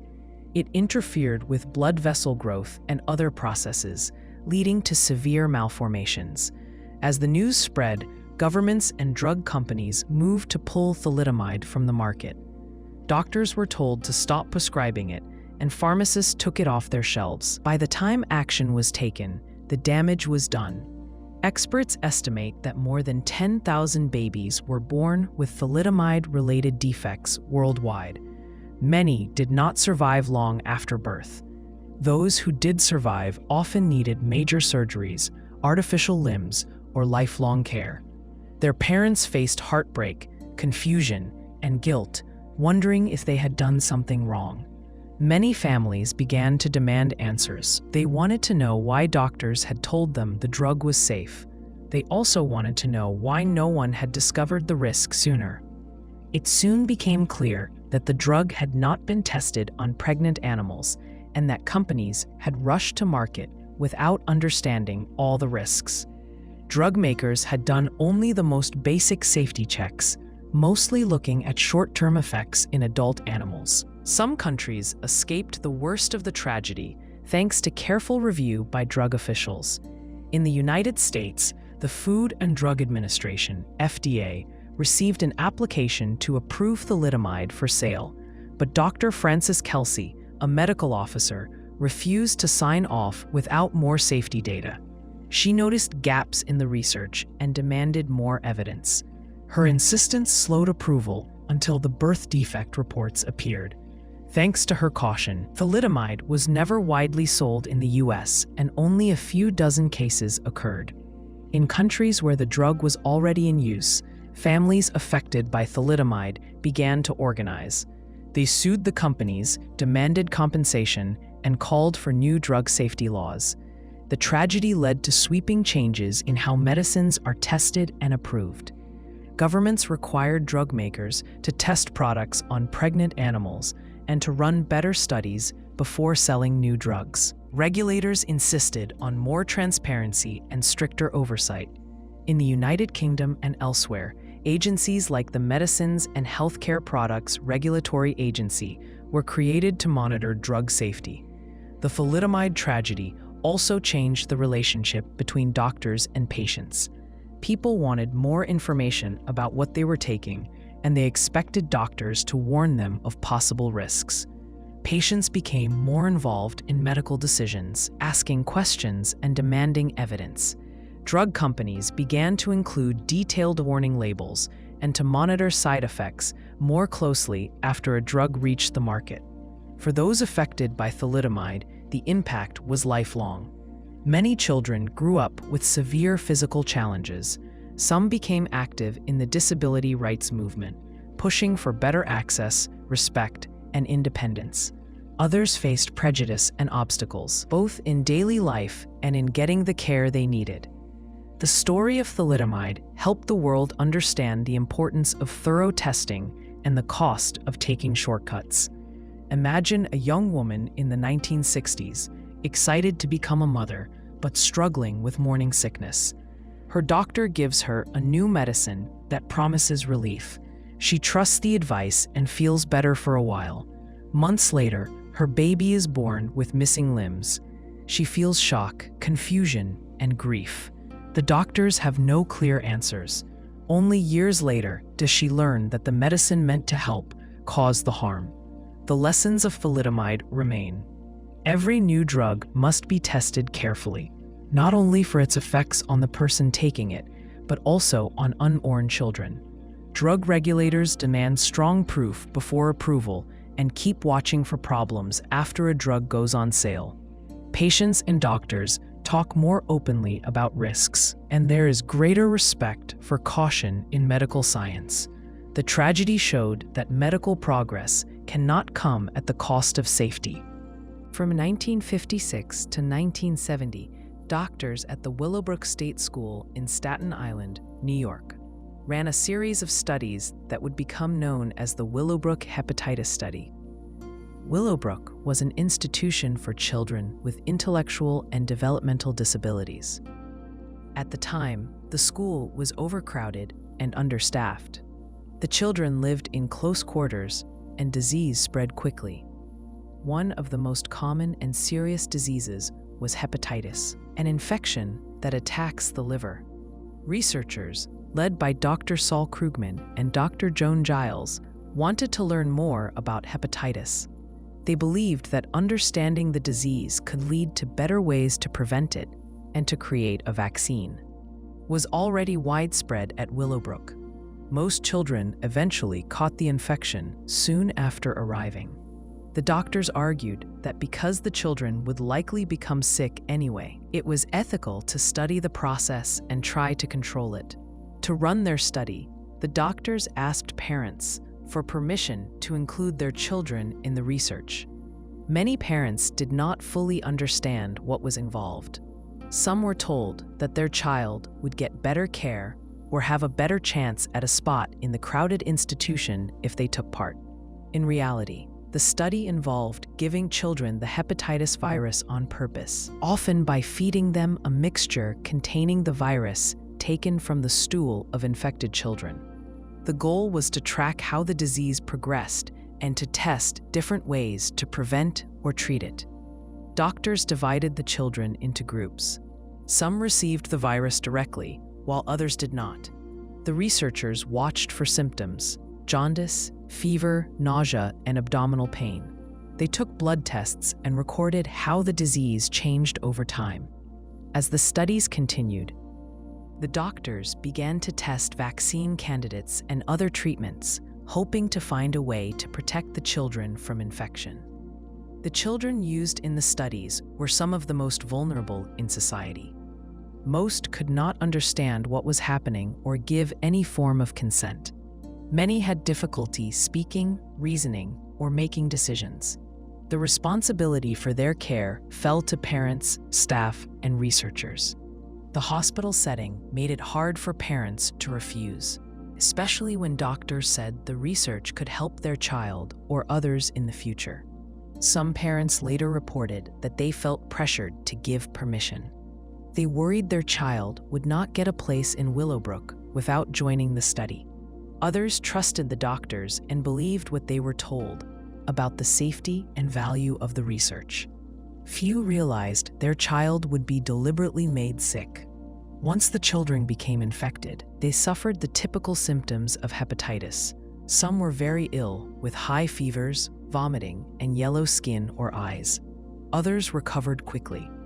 Doctors and nurses monitored them closely, drawing blood and writing down every detail. In some cases, the disease caused lasting liver damage or other problems. The researchers noted who got sick, how long it lasted, and whether any treatments seemed to help.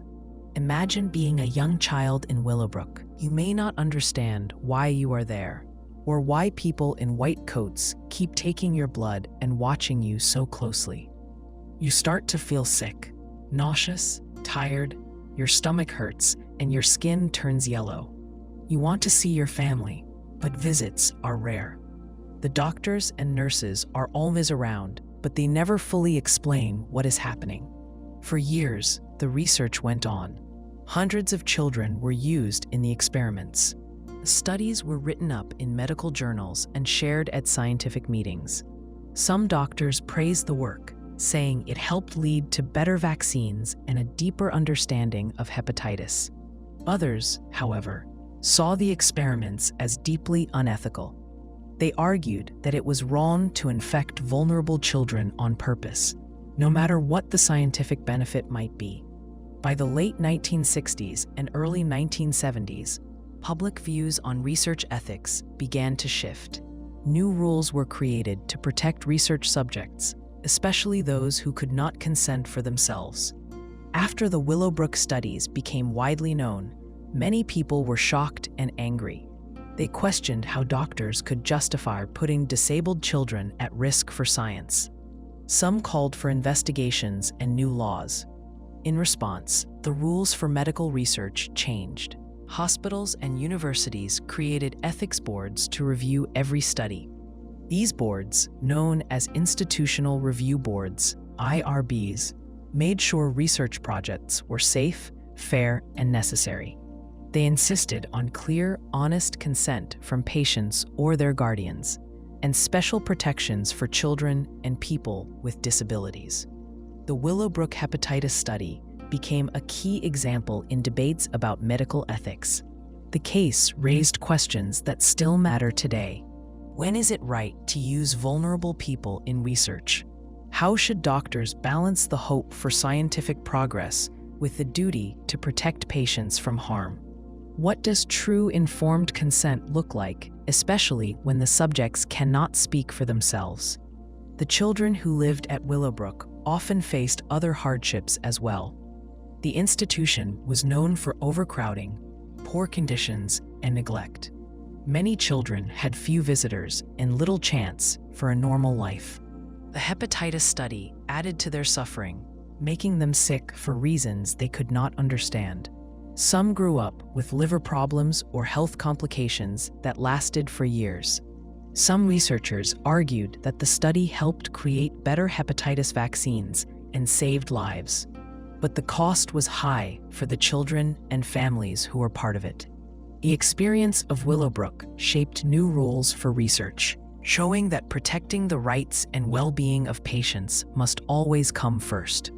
Picture a parent desperate to find help for a child with disabilities. The only option is an institution like Willowbrook. Doctors offer hope, saying research might help. The parent agrees, trusting the experts, but never truly understands the risks. Years later, the parent learns that their child was made sick on purpose for a study. The feeling is one of betrayal and regret. The lessons from Willowbrook echo through modern medicine. Every study today must meet strict ethical standards, and the well-being of the patient is the highest priority. Doctors and researchers must work with families and ethics boards to make sure no one is used or harmed without clear, honest consent and strong protections. The story of Willowbrook serves as a warning and a reminder of the duty to protect those who cannot protect themselves. In September 1950, the United States Navy carried out a secret experiment called Operation Sea Spray. The goal was to learn how easy it would be for an enemy to attack a major American city with biological weapons. The Navy wanted to see if bacteria could spread across a large populated area and how many people might be affected. The city chosen for the test was San Francisco. Most of the people living there had no idea that anything unusual was happening. Operation Sea Spray involved spraying two types of bacteria, Serratia marcescens and Bacillus globigii, from a U.S. Navy ship near the Golden Gate Bridge. The Navy picked these bacteria because they were believed to be harmless and easy to detect in lab samples. Over 6 days, the ship released the bacteria in a fine mist while traveling along the coast. The wind carried the particles over San Francisco and surrounding neighborhoods.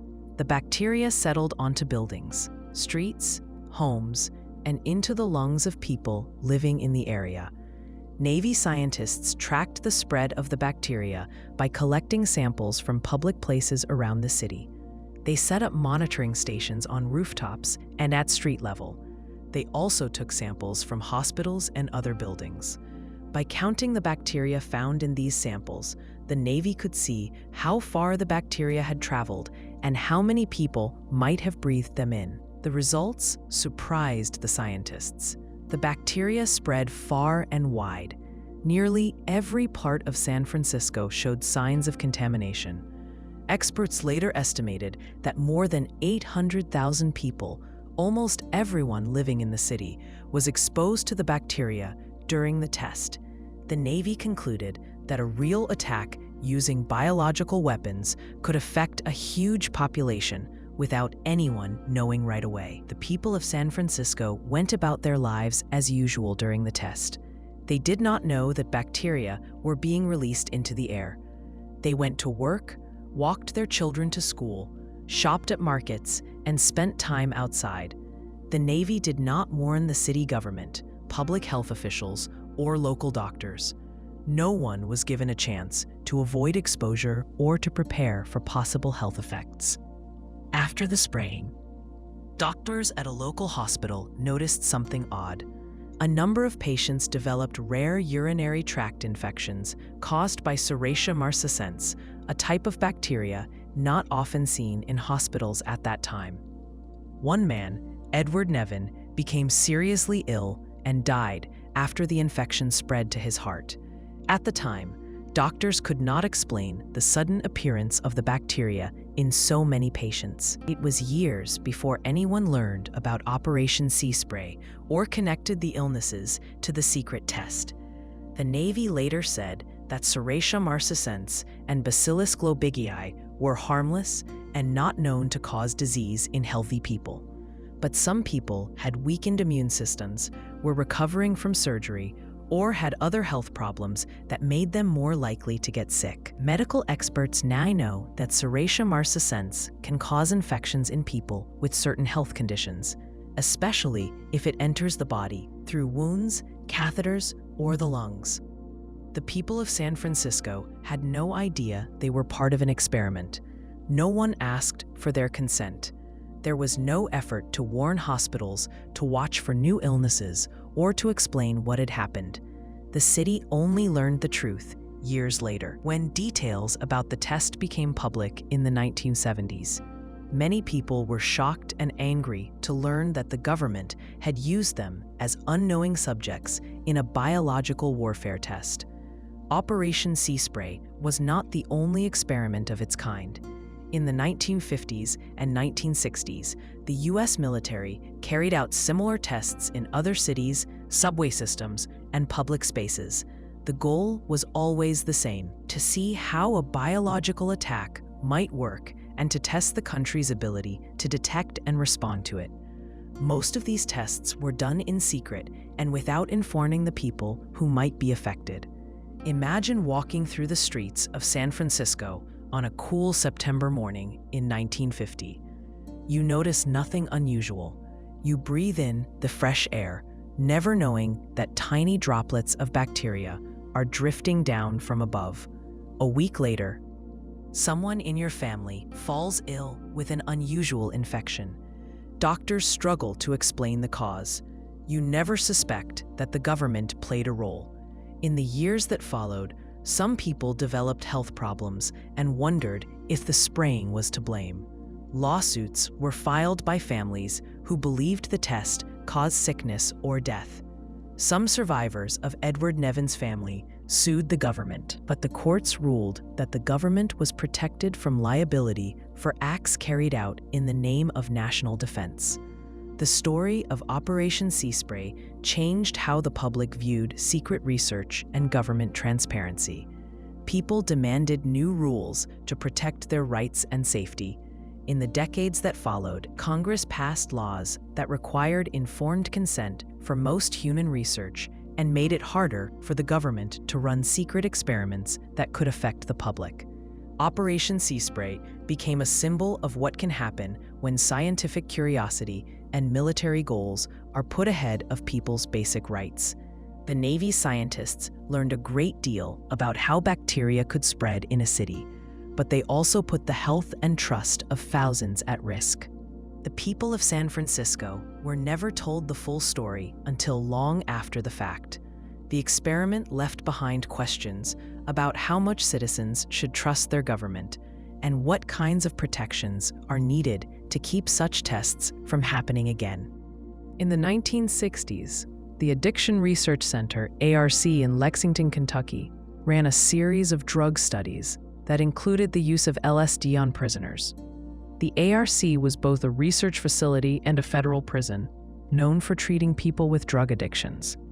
Many of the men there were serving time for drug-related crimes or had chosen to enter the center instead of a traditional prison. Researchers at the ARC wanted to understand how drugs like LSD affected the brain, addiction, and behavior. They also wanted to see if LSD could play a role in treating addiction. To do this, they carried out experiments that would later raise serious ethical questions. The LSD studies at the ARC often involved giving inmates large doses of the drug every day, sometimes for weeks at a time. In return for their participation, the men were promised extra privileges, most notably doses of heroin or morphine at the end of the study period. For someone addicted to opioids, the offer of a fix was a powerful incentive. Some men agreed to take part in the hope of earning an early release, but most wanted the drugs. The experiments were simple in design but hard on the people involved. Each day, a participant would receive a strong dose of LSD, usually in liquid form. The researchers watched the men closely and took notes on their mood, thoughts, and behavior. Some men became withdrawn or confused. Others became anxious, paranoid, or suffered frightening hallucinations. The effects of LSD can last for up to 12 hours or more, so the experience was intense and sometimes overwhelming. The daily dosing meant that the mind never fully recovered before the next round began. The scientists measured everything: how the men talked, ate, and moved. They recorded when participants stopped eating or sleeping, when they became aggressive, or when they tried to withdraw from the study. Sometimes the men pleaded to stop, but were told that leaving meant losing their chance at the promised heroin reward. For those addicted, the need for heroin often outweighed the fear of more LSD. Some men pushed themselves to keep going, even when the effects became too much to handle. The offer of heroin at the end of the study was part of a payment system that encouraged participation. It created a difficult situation. Men who were already addicted to drugs agreed to take part in exchange for a substance that was harmful to them. The staff sometimes justified this by saying the inmates would have had access to heroin anyway, or that the rewards made it easier to find willing subjects. In reality, many participants became even more dependent on drugs after the studies ended. They left the center with deeper addictions, not with new insights or better health. Imagine an inmate who has been struggling with heroin addiction for years. He hears about a new study that offers heroin as a reward for participation. He agrees, even though he is unsure about taking LSD every day. The first dose makes him feel strange and anxious. By the second or third day, he starts to lose his grip on reality. He cannot sleep, feels scared, and does not know when the experience will end. But he pushes through because he wants the promised heroin at the end. The cycle repeats until the study is finished. When it's over, he receives heroin and uses it, falling deeper into addiction. He is left with new memories of fear and confusion, and a stronger need for the very drug that brought him to the ARC in the first place. Some inmates later described the experience as terrifying. A few had lasting psychological problems, including flashbacks and anxiety, even after leaving the center. The constant exposure to LSD changed how they saw the world.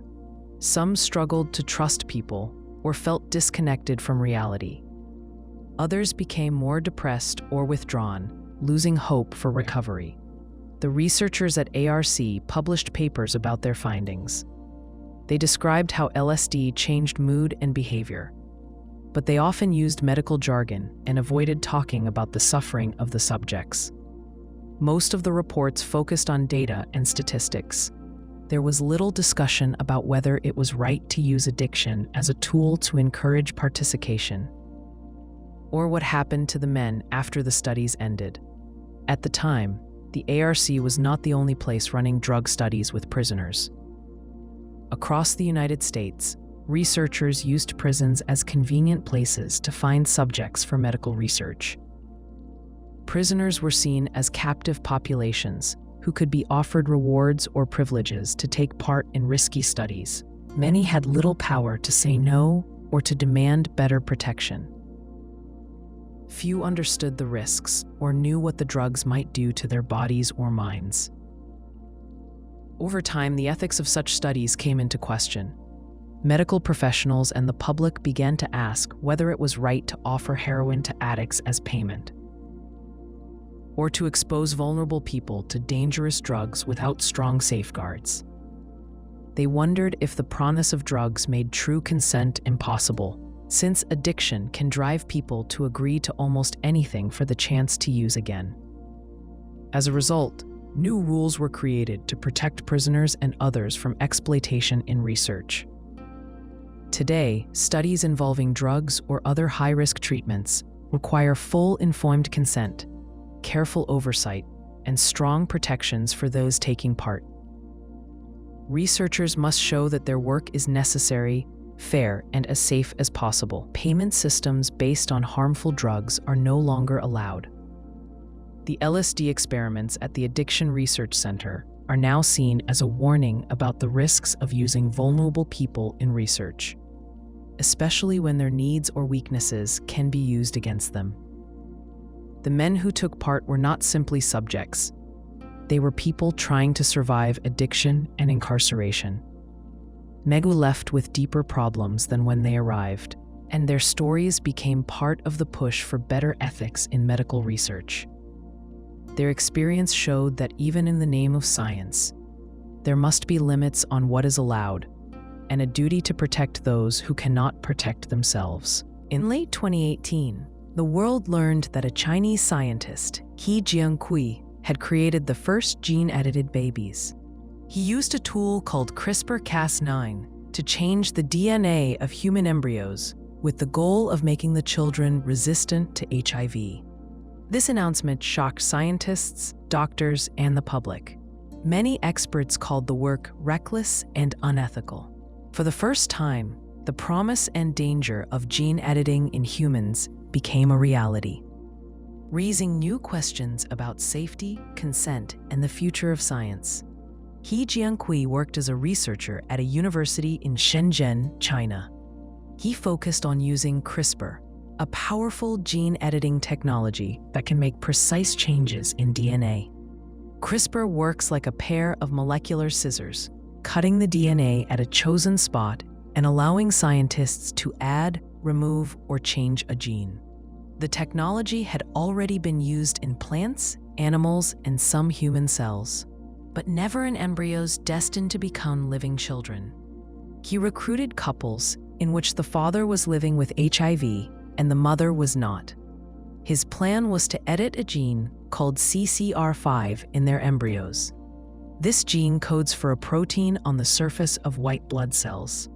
Certain versions of CCR5 can block HIV from entering the cells, making people naturally resistant to the virus.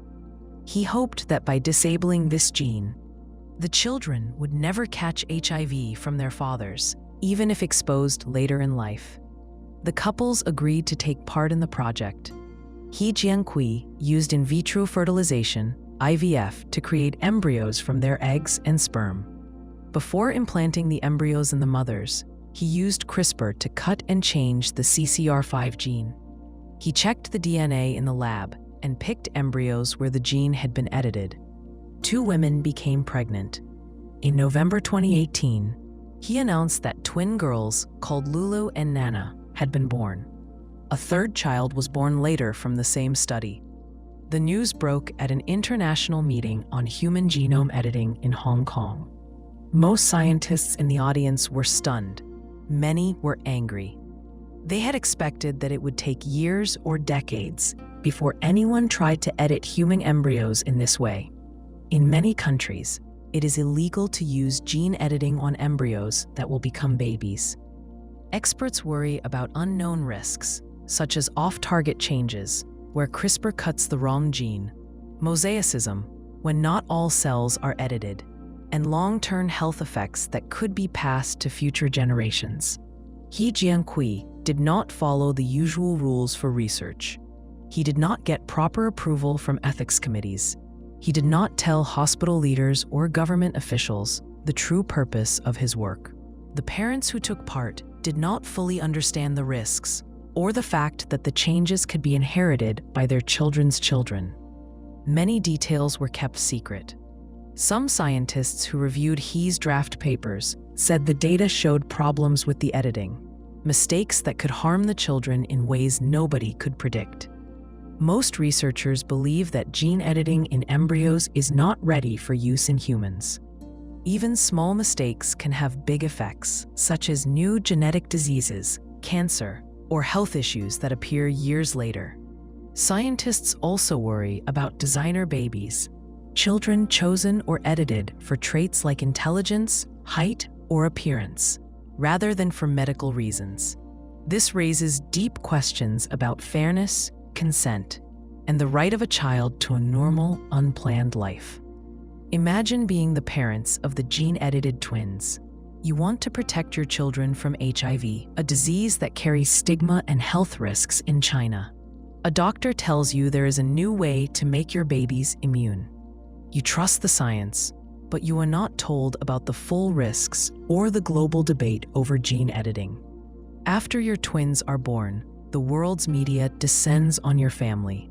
You learn that what was promised as a medical advance has made your children famous and controversial before they can even speak. In the days after He's announcement, Chinese authorities began an investigation. He was placed under house arrest and later sentenced to prison for violating medical regulations. The Chinese government said he had seriously violated ethics. Scientists across the world called for a ban on editing the genes of embryos meant for birth, at least until there is more research and stronger rules. Major scientific groups called for a global agreement on the use of CRISPR in humans. The case of Jiankui's gene-edited babies forced people to ask what counts as responsible science.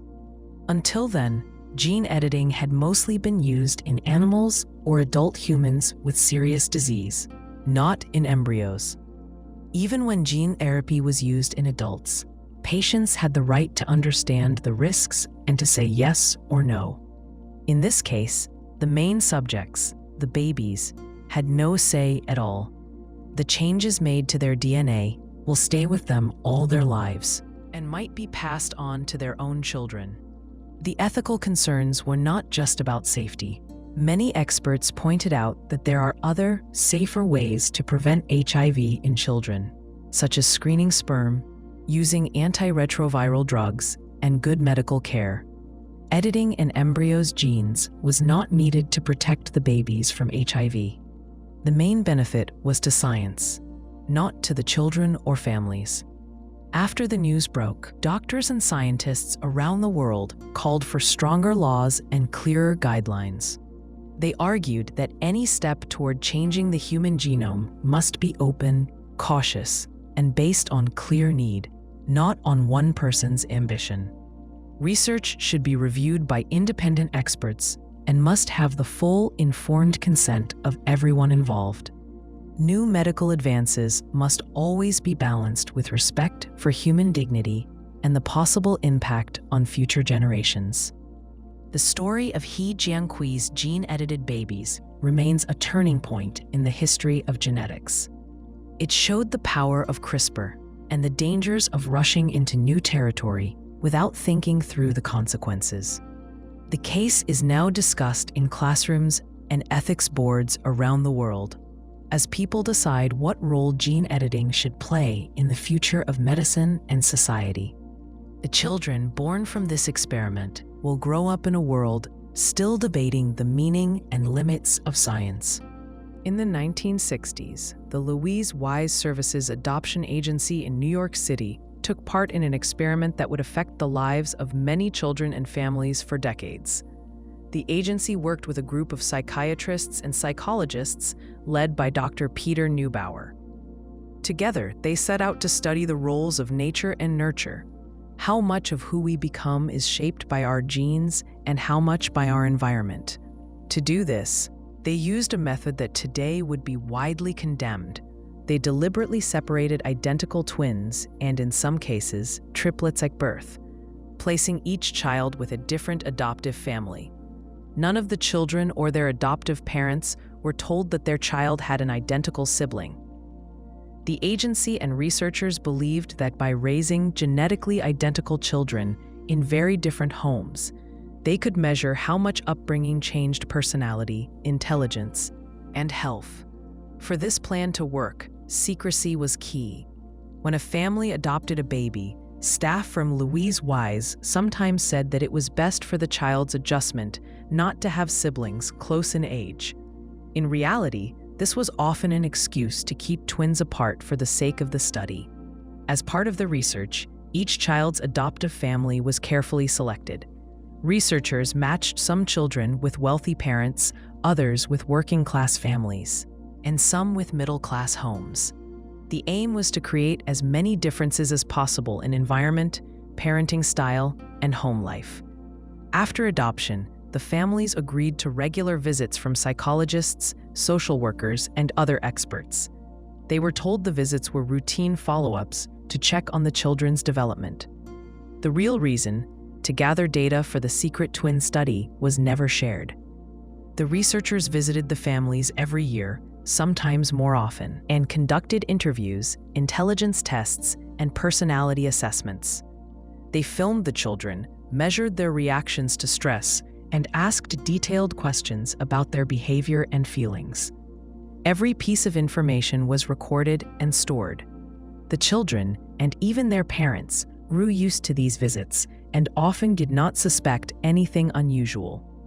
The agency paid for the assessments, which made families more likely to agree. None of the children in the study knew that they had an identical sibling growing up in a different home nearby. The same was true for the adoptive parents. The agency and researchers took steps to make sure the families never met. Sometimes, twins attended the same schools or lived only miles apart, without ever crossing paths.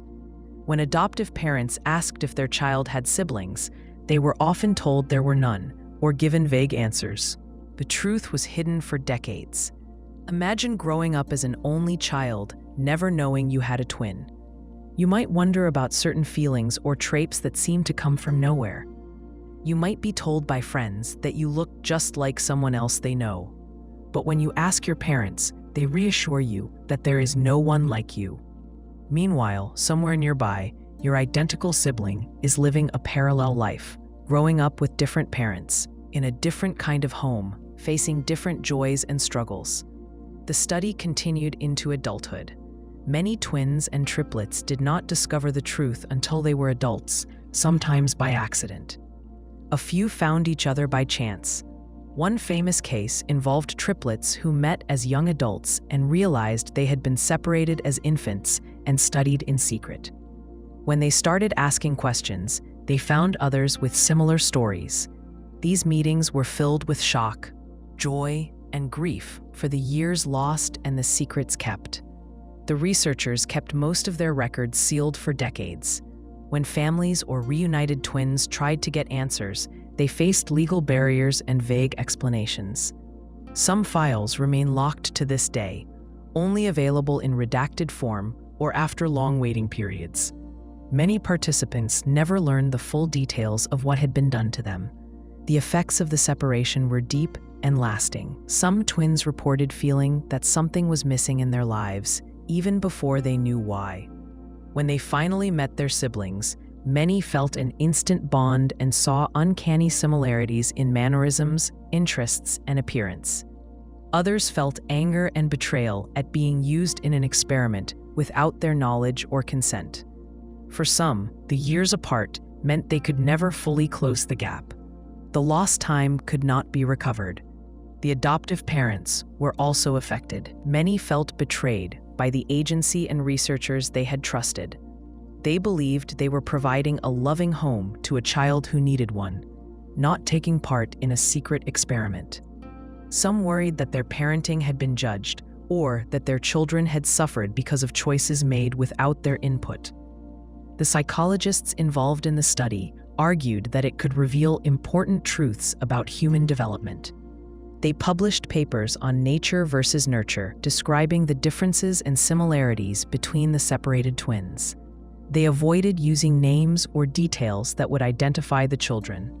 The families, however, saw little value in research that caused pain and confusion. Imagine two women in their 20s, meeting by chance and discovering they share a birthday and look almost exactly alike. They realize they are sisters, separated since birth. As they compare their lives, they find odd echoes: the same laugh, the same hobbies, even similar handwriting. But they also see all the ways their lives could have been different. They feel joy at finding each other, but sadness for the years spent apart, not knowing what was missing. In later years, the public learned more about the Louise Wise twin study, thanks to news articles, documentaries, and memoirs by the people involved. The case became a warning about the risks of treating children as research subjects without respect or honesty. The outcry led to changes in adoption laws and research ethics. Agencies are now required to be open about siblings and to put the well-being of children first. Institutional review boards oversee research involving children and families, making sure consent is clear and informed. The secret twin study left many families with unanswered questions and a sense of loss. The research records became a symbol of what happens when scientists put data above the rights and feelings of the people they study. The children and families affected by the Louise Wise Agency's decisions showed the world why transparency, honesty, and consent must always come first in any kind of human research. In the early 20th century, the United States became a leader in a movement called eugenics. The idea behind eugenics was to improve the human population by controlling who could have children. Supporters claimed that traits like intelligence, health, and even morality were passed down from parent to child. They believed that people with bad genes should not be allowed to have children, while people with good genes should be encouraged to have large families. This belief led to a series of laws and experiments that would change thousands of lives, often through force and deception. The eugenics movement began in England, but it spread quickly to the United States. Scientists, doctors, and politicians became interested in the idea of building a stronger, healthier society. They said that problems like poverty, crime, mental illness, and disability could be prevented by keeping people with these traits from reproducing. Many states set up eugenics boards and passed laws allowing or even requiring sterilization, the surgical removal of the ability to have children, for certain groups of people. One of the main targets was people labeled as feeble-minded. This was a broad, vague term used for people with intellectual or developmental disabilities. Often, the label was applied to people who were simply poor, uneducated, or different. Eugenics boards also targeted people with epilepsy, mental illness, physical disabilities, or those judged immoral by the standards of the time. Immigrants, Black Americans, Native Americans, and poor women were especially at risk. The main method was forced sterilization, usually by surgery, often done without full consent or understanding. State governments created laws that allowed judges, doctors, or social workers to decide who should be sterilized. The most famous of these laws was in Virginia, where a woman named Carrie Buck became the focus of a Supreme Court case in 1927. Carrie was a young woman from a poor family. She was sent to an institution for the feeble-minded after being assaulted and giving birth to a child. The state said she was unfit to be a mother and planned to sterilize her. Her case went all the way to the Supreme Court, which ruled in favor of the state. In the decision, Justice Oliver Wendell Holmes Jr. wrote, "3 generations of imbeciles are enough." This case, Buck versus Bell, set a precedent for forced sterilizations across the country. Following the ruling, thousands of people were sterilized in the United States. Some were told the surgery was for their own good, while others were not told at all. In some cases, people signed forms they could not read or understand. Sometimes the operations were done during childbirth or other hospital visits without warning. Most victims had no chance to object or appeal the decision. Hospitals, asylums, and prisons became centers for eugenics experiments and sterilization programs. Doctors and researchers also ran selective breeding experiments, especially in institutions. In some cases, they paired people with good family backgrounds and encouraged them to marry and have children, hoping to produce better citizens. At the same time, they prevented people with bad backgrounds from having children. These policies were based on faulty science.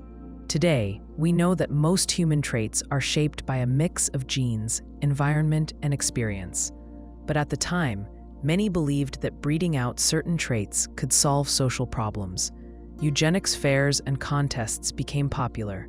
States held fitter family competitions at state fairs, awarding prizes to families who scored high on medical and social checklists. School lessons included eugenics charts and family trees. Public campaigns taught people that eugenics was modern and scientific.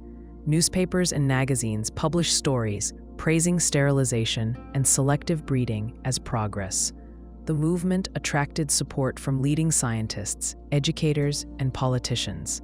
Imagine being a young woman in an institution for the feeble-minded in the 1930s.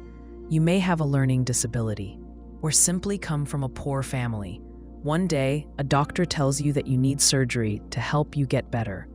No one explains that the surgery will take away your ability to have children. Afterward, you feel different, but no one answers your questions. You do not understand what happened until it is too late. If you protest, staff ignore you or say it is for your own good. In some places, entire communities were targeted. In North Carolina, social workers visited poor Black neighborhoods and convinced women to have the surgery, sometimes by offering small payments or threatening to cut off welfare support. Native American women were also sterilized at high rates, especially in government-run hospitals and clinics. Some teenagers were told the surgery was reversible, or that it was a normal part of medical care. Many learned the truth only years later when they tried to start families of their own. The eugenics movement was not just about sterilization. States also tried to control marriage by passing laws against undesirable unions. Some states banned people with certain illnesses or disabilities from marrying. Others used intelligence tests, family background checks, and police records to decide who could get a marriage license. These laws and practices divided families and denied basic rights to thousands. During the height of the movement, supporters of eugenics in the United States sent their ideas and policies overseas. German scientists and Nazi officials studied American laws and praised the U.S. for leading the way. The Nazi regime took these ideas further, using eugenics as the basis for its own forced sterilization and euthanasia programs.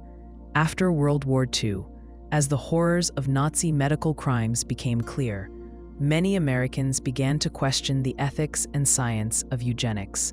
Over the next decades, most states repealed their eugenics laws and ended forced sterilizations. Some victims spoke out, telling their stories to the public and demanding justice. Lawsuits, public hearings, and new investigations revealed the full scope of the harm. By the late 20th and early 21st centuries, several states issued public apologies to the victims. Some states set up compensation programs to help those affected, though many never received help or acknowledgement. A legacy of American eugenics still shapes debates about genetics, disability, and human rights today. Many families still feel the effects of lost choices and broken trust. The story of eugenics in the United States is a warning about the dangers of using science to justify discrimination, and a reminder that policies built on fear and bias can cause deep and lasting harm to individuals and society. In the early 2000s, a scientist named Hwang became a national hero in South Korea and a celebrity in the world of science. Hwang claimed to have made a breakthrough in stem cell research, one that could change medicine forever. He said his team had cloned human embryos and created patient-specific stem cells. The news made headlines around the world.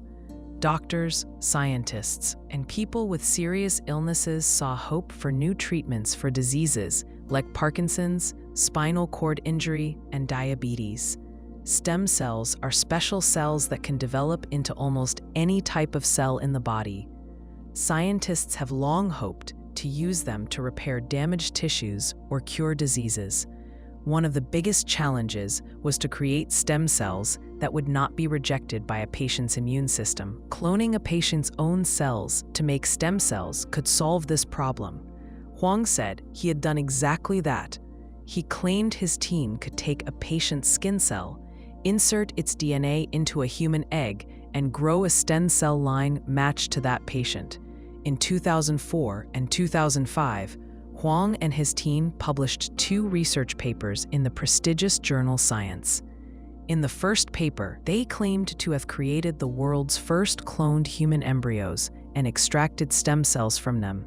In the second, they said they had created stem cell lines from 11 different patients. The papers described a complex process and showed photos and data that looked convincing. The results seemed too good to be true. Many scientists were amazed. South Korea poured money into Hwang's lab. The government praised his work and gave him awards. Hwang was featured on television and even named a national treasure. Hwang's work inspired hope in people with chronic or deadly diseases. Some patients in South Korea and elsewhere contacted his team, hoping to receive experimental stem cell therapies. International scientists tried to repeat his results, but the work was so complicated that few had the skill, equipment, or access to human eggs to even try. Hwang's lab became the world's most famous center for stem cell research. But in late 2005, doubts began to surface. Other scientists and journalists noticed small problems in Hwang's published images and data. Some images seemed to be reused or manipulated. An anonymous whistleblower from Hwang's own lab contacted South Korean journalists. They began to investigate. Reports appeared that some of the women who donated eggs to the research were actually junior members of Hwang's own team, raising questions about consent and pressure in the lab. Hwang denied any wrongdoing and said the results were real. A group of scientists at Hwang's own university launched an investigation. They asked for the original data and stem cell lines described in the science papers. Hwang and his team could not provide them. Tests showed that the claimed patient-specific stem cell lines did not match the DNA of the patients. The investigation found that Hwang's lab had faked or exaggerated results. No patient-specific stem cells had been created. In the end, both of Hwang's famous papers were withdrawn from Science. The news shocked the scientific world. Hwang's rise had been quick, but his fall was even faster. South Korean officials and the public felt betrayed. Many saw him as a symbol of national pride, and now his achievements were in ruins. Patients who had pinned their hopes on stem cell cures felt disappointed and angry. Scientists worried that the fraud would hurt the reputation of stem cell research as a whole and slow progress in the field. Hwang's fraud was not just about fake data. The case also revealed serious ethical problems in how the research was carried out. In order to do cloning experiments, Hwang's lab needed large numbers of human eggs. Some were bought from poor women who needed money, while others came from Hwang's own students and staff. These women were exposed to medical risks, including infection, pain, and even loss of fertility, in exchange for payment or under pressure from superiors. Many were not fully informed about the dangers or their rights. The universities and agencies that funded Hwang's work had failed to notice or stop the problems. His rapid rise and celebrity status made people less likely to ask hard questions.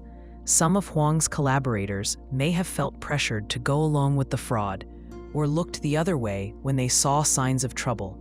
The journals that published Hwang's work did not detect the false data or manipulated images. The system for revealing and verifying scientific work broke down at every level. The fallout from the Hwang case was widespread. Hwang lost his university job, his research funding, and his public honors. He was tried and convicted of embezzlement and bioethics violations, though he avoided serious prison time. The case led to a wave of new rules and oversight in South Korea and beyond. Egg donation for research became more tightly regulated, with clear consent requirements and bans on payment. Research ethics boards became more cautious about approving risky or high-profile projects. The journals that published Hwang's work also changed their practices.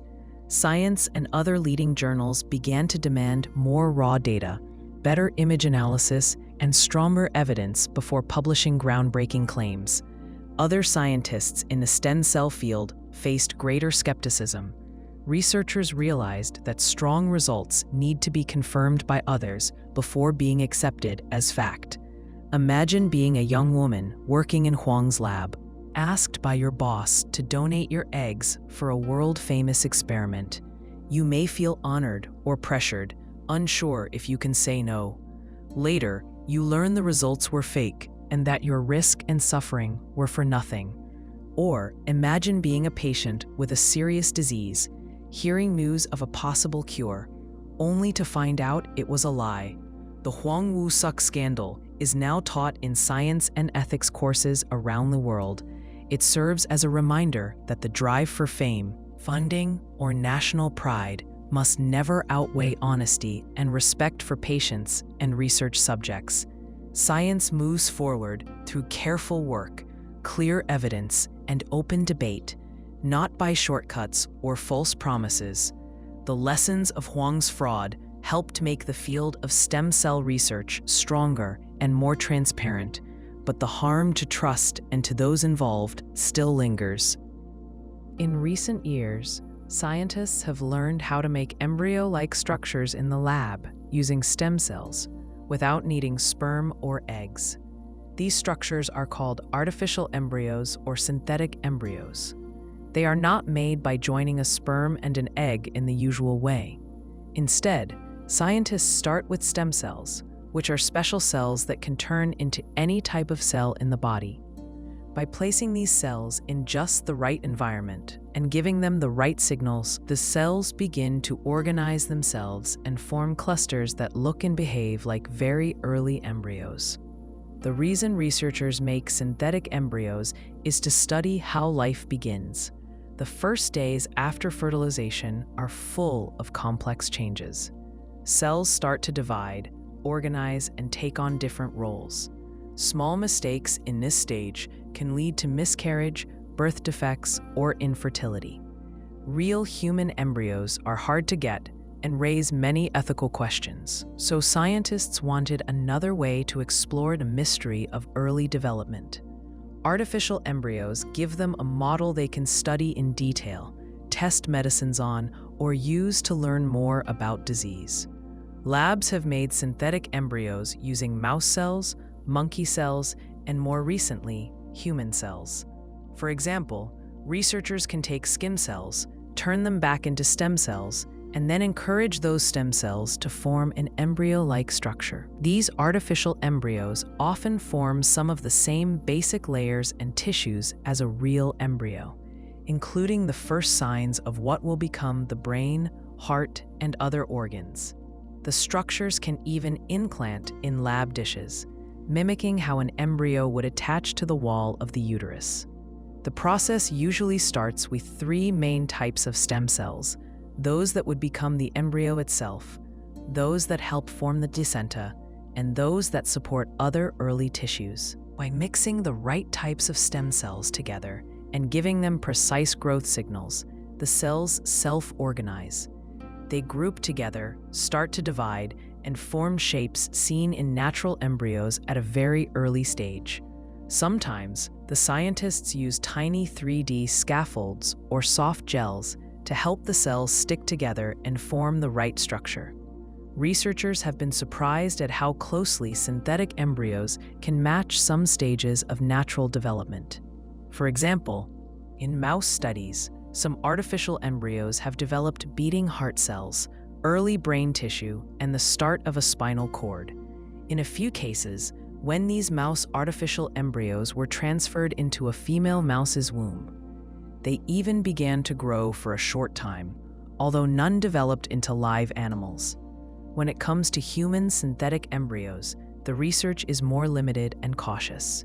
Most countries have strict rules about how far such work can go. Many laws or guidelines say that scientists cannot let an artificial human embryo develop past a certain number of days, usually the point when basic tissues form, but before major organs or the nervous system appear.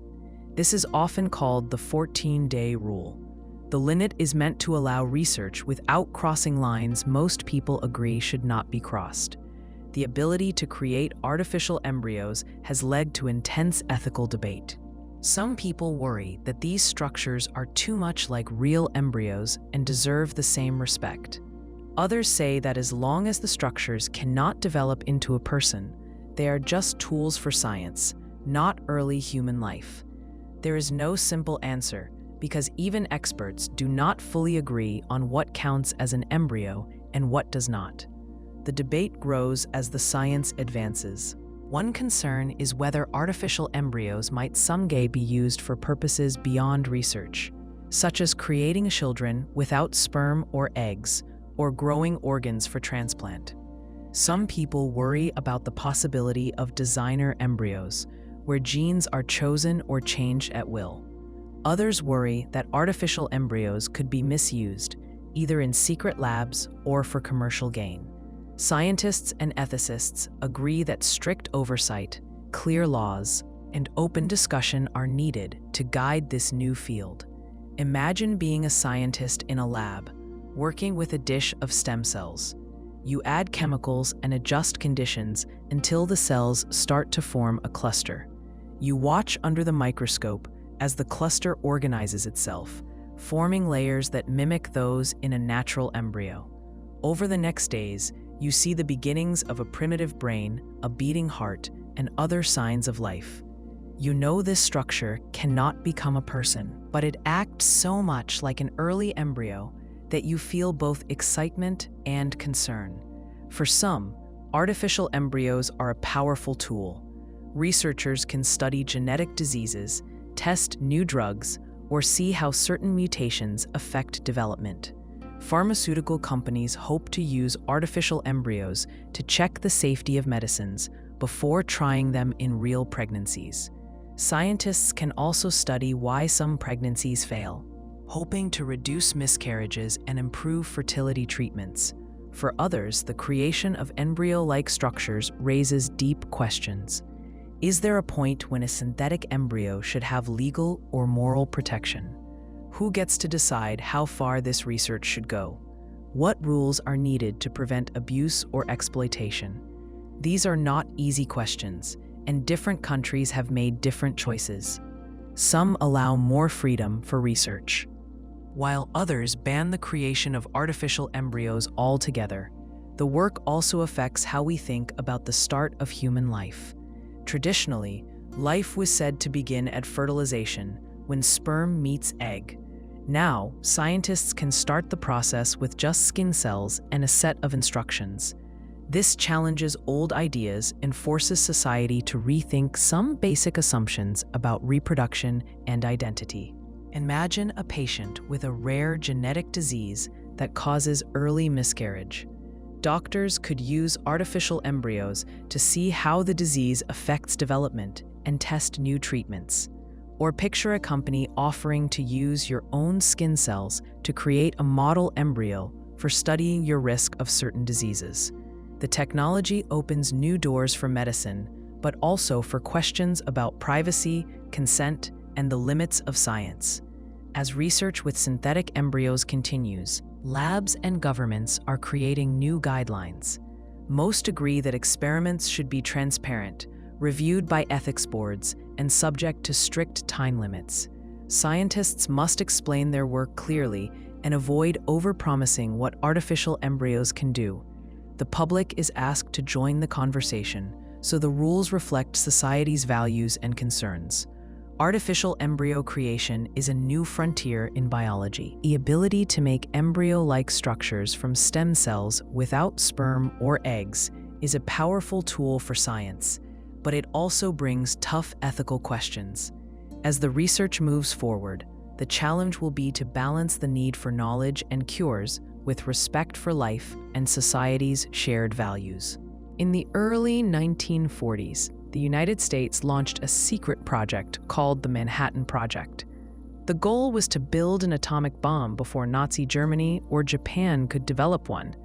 The project brought together many of the world's best scientists, including physicists, chemists, and engineers from the United States, the United Kingdom, and other allied nations.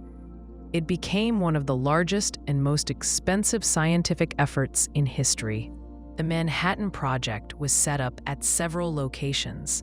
The main research center was Los Alamos, New Mexico, led by physicist J. Robert Oppenheimer. Other key sites included Oak Ridge, Tennessee, which made enriched uranium, and Hanford, Washington, which produced plutonium.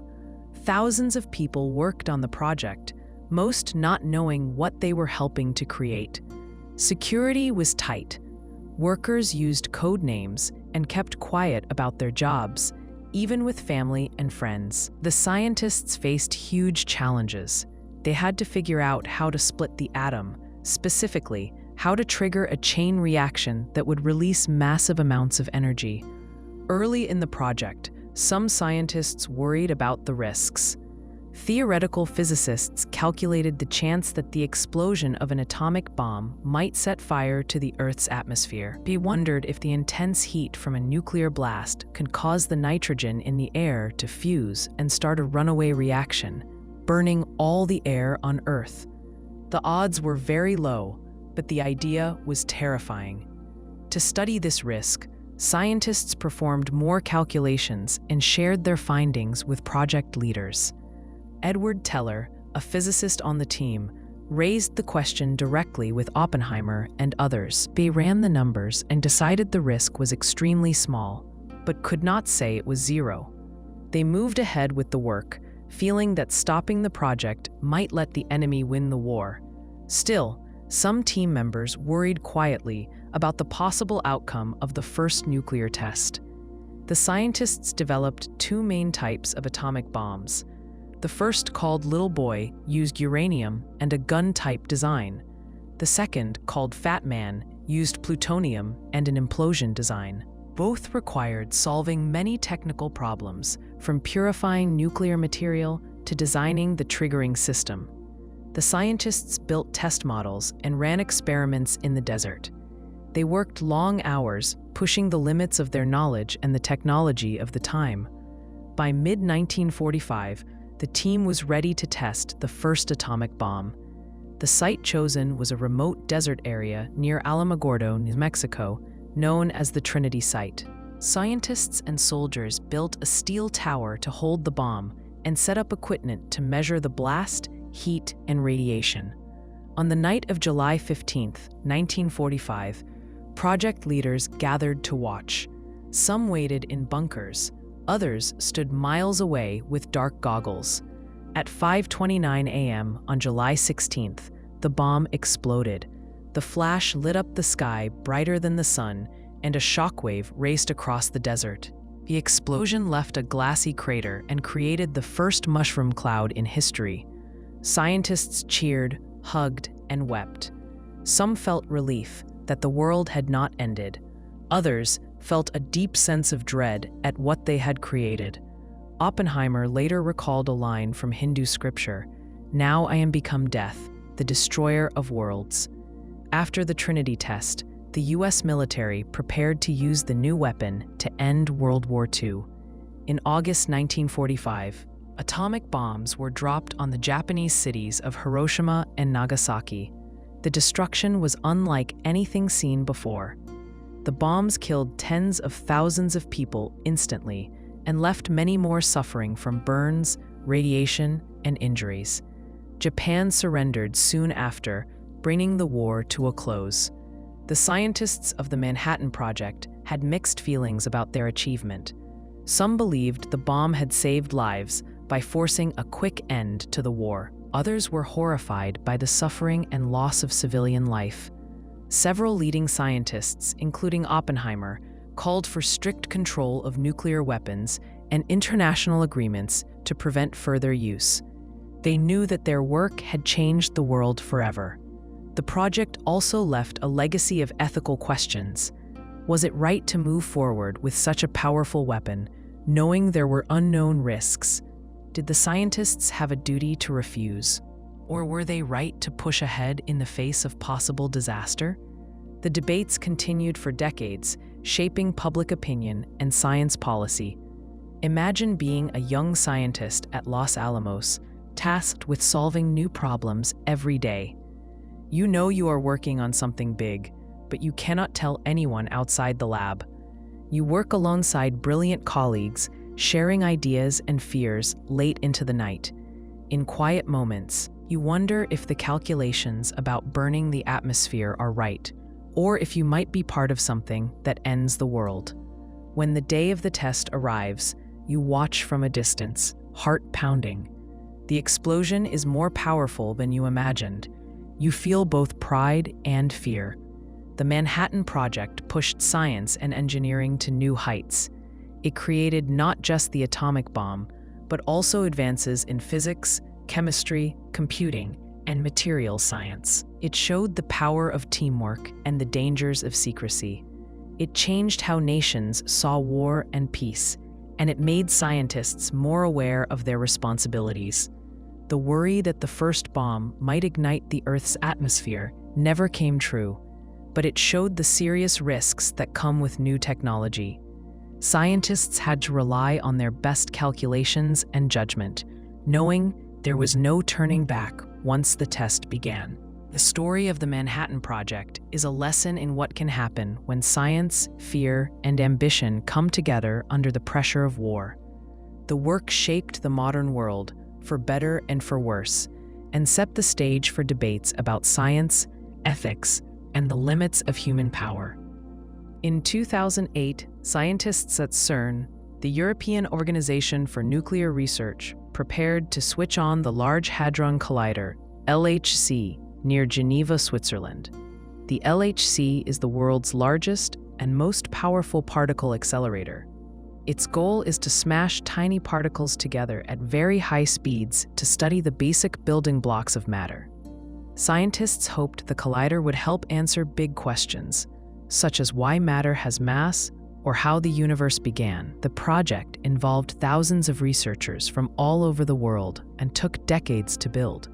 As the LHC neared its first test runs, some people began to worry about what might happen inside the machine. News stories, blog posts, and even a few lawsuits raised a dramatic concern. What if the collider created a black hole that would swallow the Earth? The fear was that by smashing protons together at such high energies, the LHC could create a tiny black hole. In theory, a black hole pulls in everything nearby, even light, and never lets anything escape. The idea caught people's attention and quickly spread in the media. The scientists at CERN took these fears seriously, even though they believed the risk was zero. They explained that if the LHC did create a black hole, it would be very small and harmless. Such a black hole would disappear almost instantly, according to the laws of physics. The process is called Hawking radiation, named after Stephen Hawking, who predicted that tiny black holes lose energy and vanish in a flash. No scientist had ever seen this happen, but the theory was widely accepted in physics.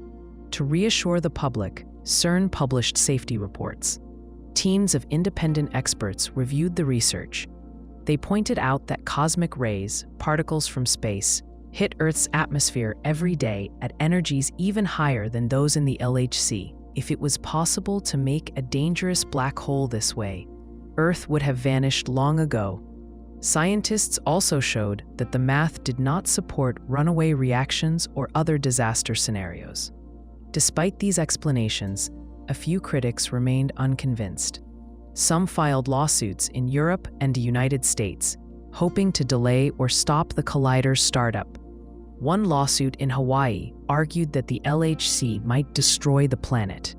The court dismissed the case, saying the fears were not based on evidence. Still, the idea of a world-ending black hole made headlines and fueled debates online and on TV. Imagine being a physicist working at CERN in 2008. You have spent years designing and building detectors, computer systems, and magnets the size of buses. You are excited to look for the Higgs boson or study new forms of matter. Instead, you find yourself answering questions about whether your machine will destroy the world. Friends and family ask if you are worried. You try to explain the science, but the story has taken on a life of its own. Some of the fear came from misunderstandings about what the LHC actually does. The collider is a ring about 27 kilometers long, buried under the French and Swiss countryside. Inside, protons are accelerated to nearly the speed of light, then made to collide at specific points. The collisions release bursts of energy and create new particles that scientists study with huge detectors. These collisions happen at energy levels found in nature all the time, but in the lab, researchers can measure every detail. The idea that a black hole might form came from the possibility that very high-energy collisions could bend space enough to create a tiny region with strong gravity. In science fiction, black holes are giant objects that swallow stars and planets. In reality, if a black hole were created at the LHC, it would be so small and unstable that it would vanish in a fraction of a second, leaving behind only a few particles. Even if it did not evaporate, it would not have enough mass to do any harm. It would pass through the Earth like a ghost, leaving no trace. As the LHC prepared to switch on, scientists, engineers, and even CERN's press office worked overtime to communicate the facts. They gave interviews, wrote articles, and explained the physics in simple terms.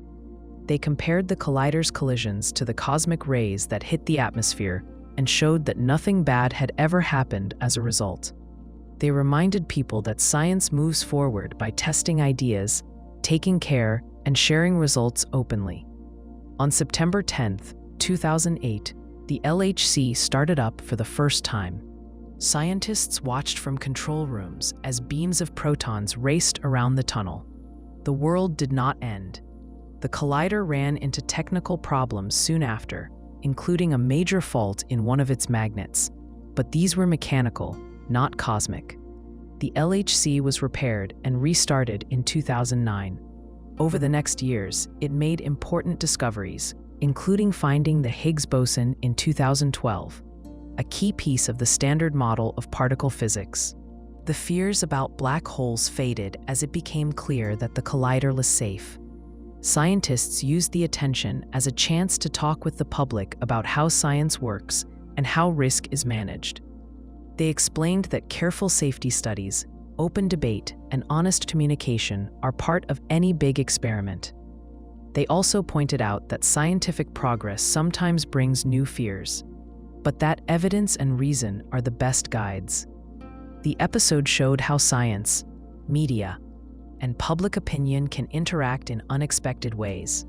A small idea can grow into a worldwide story, even when the risk is close to zero. Scientists must balance their excitement for discovery with the responsibility to explain their work and answer questions, even unlikely ones. The story of CERN and the LHC's black hole fears is a reminder that science is not just about equations and experiments, but about trust, understanding, and the willingness to face big questions together. Imagine a high school student reading about the LHC in 2008, hearing both wild warnings and calm explanations. The experience might spark curiosity about physics or skepticism about media stories. It shows that even the most advanced science needs to connect with ordinary people. As the LHC continues to run new experiments, the lessons from 2008 remain part of the culture at CERN and for scientists everywhere. In July 1945, a group of scientists and soldiers gathered in the desert near Alamogordo, New Mexico, to witness something that had never happened before. They were about to detonate the world's first nuclear weapon. This event, known as the Trinity test, was the result of years of work under the secret Manhattan Project. The main goal was to see if a bomb built using plutonium, based on the process of nuclear fission, would actually work. The people involved knew they were standing at the edge of a new era in science and warfare, but they also carried deep worries about the risks. The team at Los Alamos, led by physicist J. Robert Oppenheimer, included many of the most brilliant scientists of the time. They had worked long hours to solve complex problems, from designing the bomb's shape to refining the plutonium. As the date of the test approached, a question hung in the air. What if the explosion triggered a chain reaction in the Earth's atmosphere? Some theorists wondered if the intense heat from the blast could cause the nitrogen in the air to fuse, releasing more energy and possibly igniting the whole sky. While most calculations said this was extremely unlikely, nobody could prove the risk was zero. Before dawn on July 16th, the scientists and military leaders took up positions miles from the blast site. Some watched from bunkers. Others set up equipment to record the shockwave, heat, and light. The bomb, codenamed the Gadget, was placed on top of a steel tower, surrounded by wires and sensors. The team double-checked their instruments and waited for the countdown. Oppenheimer and his colleagues felt both excitement and fear. They knew they had done their best to understand the science, but this was the first true test. At exactly 5:29 a.m., the bomb went off. The explosion was brighter than the sun and was seen more than 100 miles away. A huge fireball rose into the sky, followed by a mushroom cloud. The shock wave shook the ground and broke windows miles away. The light was so intense that some observers, wearing special goggles, still turned away. For a few seconds, there was silence. Then the sound reached the watchers, a deep, rolling boom.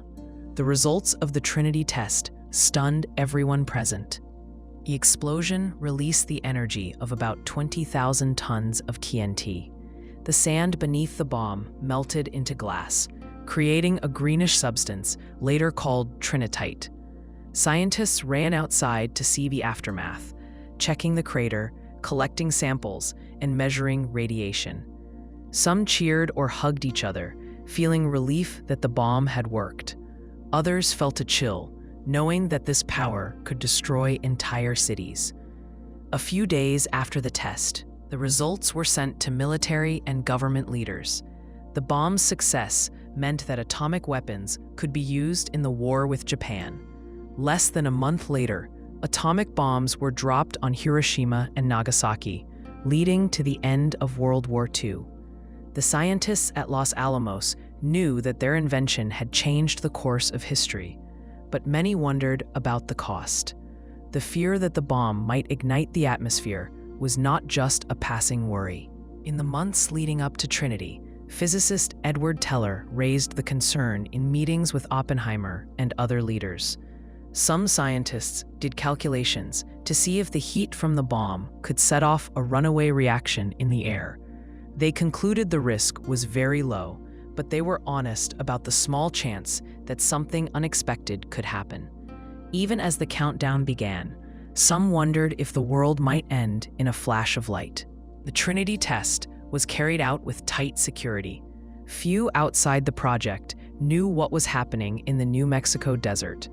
The military prepared cover stories in case of questions about the explosion. Only after the bombs were dropped on Japan did the world learn about the new weapon and the test that made it possible.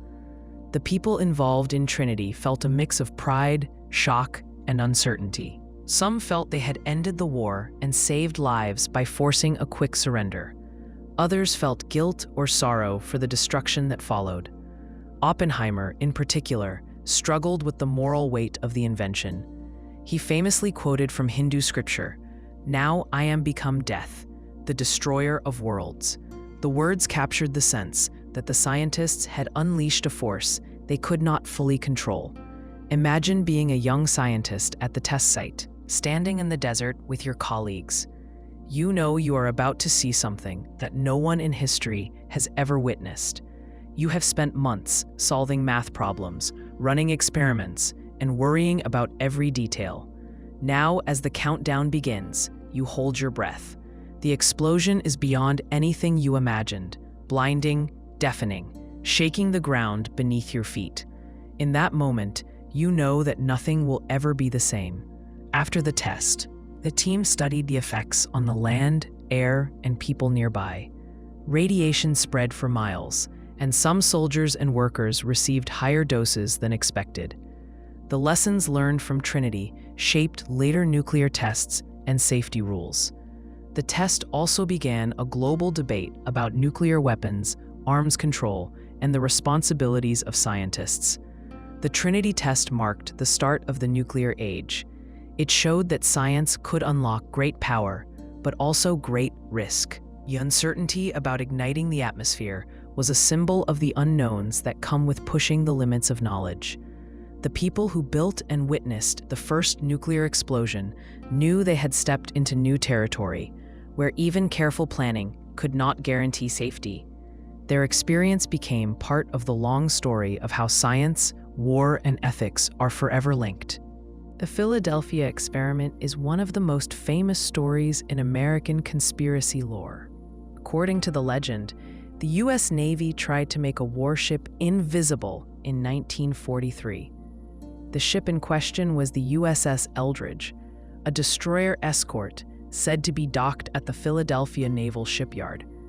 The story claims that the Navy used powerful electrical equipment and secret technology to bend light around the ship, making it disappear from sight and even from radar. Some versions add that the experiment caused the ship to teleport hundreds of miles away, or that it led to strange side effects for the crew. The tale first became public in the 1950s. A man named Carl Allen, also known as Carlos Allende, sent letters to a UFO writer named Morris Jessup. Allen described witnessing the experiment from another ship nearby. He claimed that the USS Eldridge vanished in a greenish haze, reappeared moments later, and that some sailors suffered mental breakdowns, burns, or even became fused into the metal deck. Jessup passed these letters to the Navy, and soon after, the story spread through books, magazines, and later TV and movies. Despite its popularity, no credible evidence supports the story. The U.S. Navy has always denied that any such experiment took place.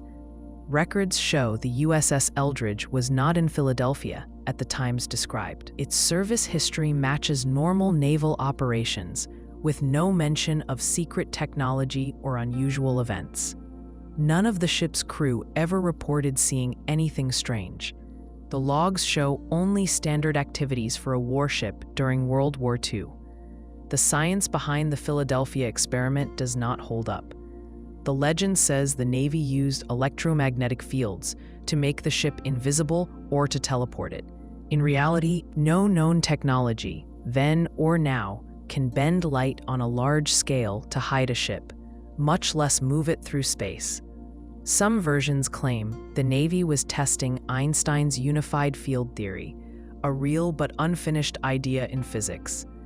No details of the theory suggest it could be used to cloak objects or teleport them. Some people believe the story may have grown from real Navy research into magnetic fields. During World War II, the military did use devices called degaussing coils to reduce the magnetic signature of ships. This made them less likely to trigger magnetic mines. The process involved running electric cables around the hull and passing current through them, which did not make ships invisible, but may have looked mysterious to an outsider. If someone saw this equipment being installed and did not understand its purpose, rumors could easily start. The legend of the Philadelphia experiment often describes horrifying side effects.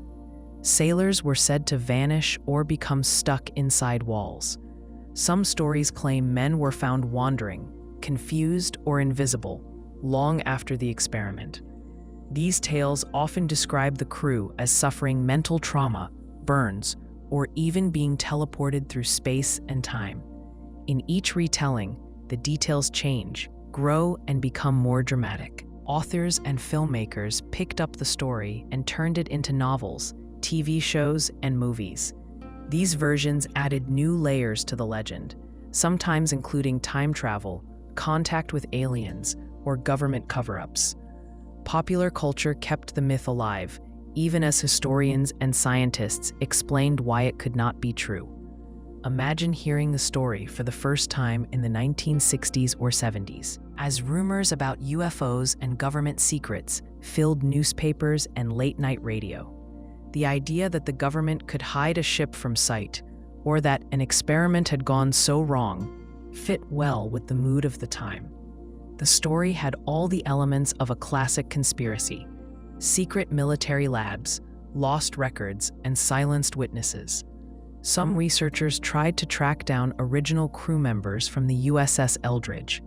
These sailors said nothing out of the ordinary had happened. They described regular duties, drills, and no mysterious events. The ship was transferred to Greece after the war, where it served for decades under a new name. None of its later crew reported anything strange either. The main source of the story, Carl Allen, was a drifter who often changed his accounts and added new claims over time. Investigators found that his letters were full of contradictions and errors about ship movements, Navy operations, and science.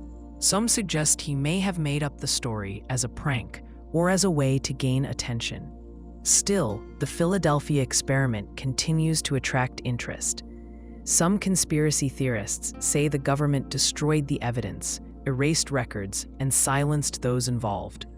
Others link the experiment to later secret projects, such as the Montauk Project or early research into stealth technology.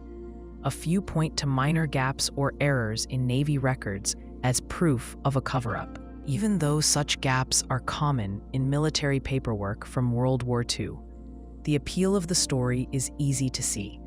It combines the mystery of the ocean, the secrecy of wartime science, and the dream of new technology.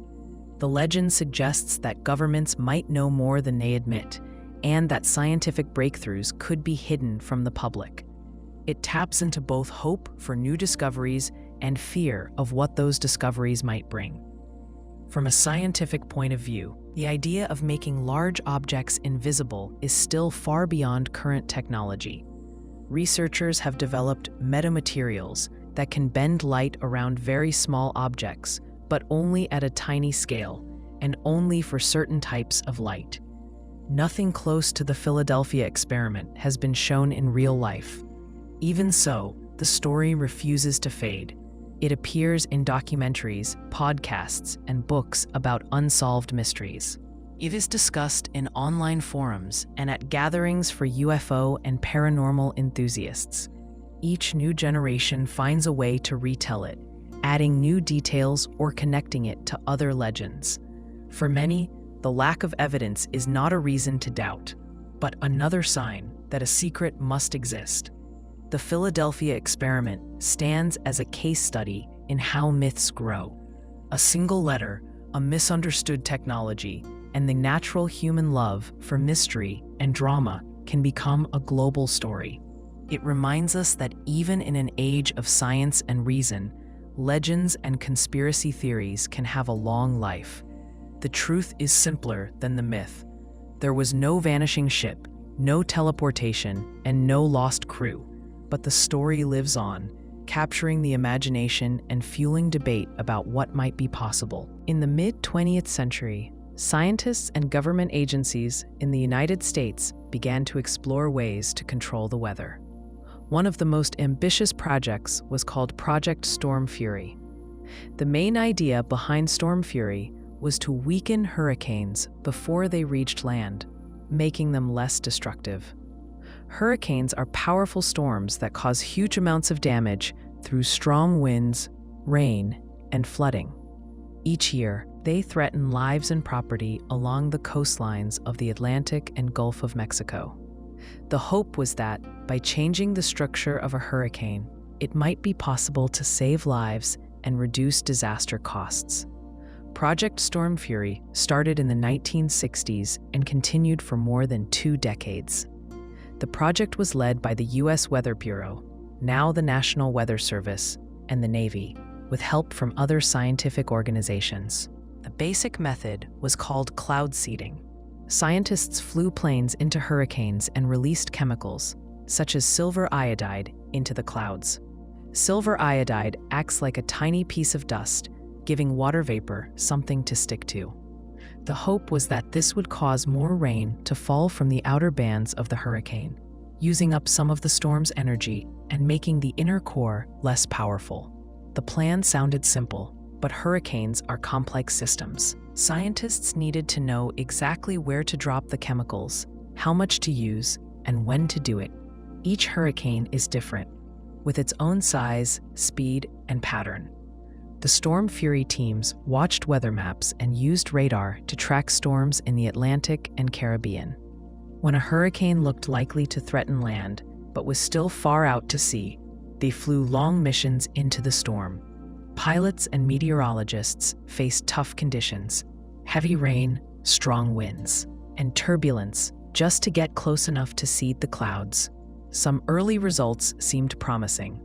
After seeding, the scientists noticed that the hurricane's wind speeds sometimes dropped and the eye of the storm got wider.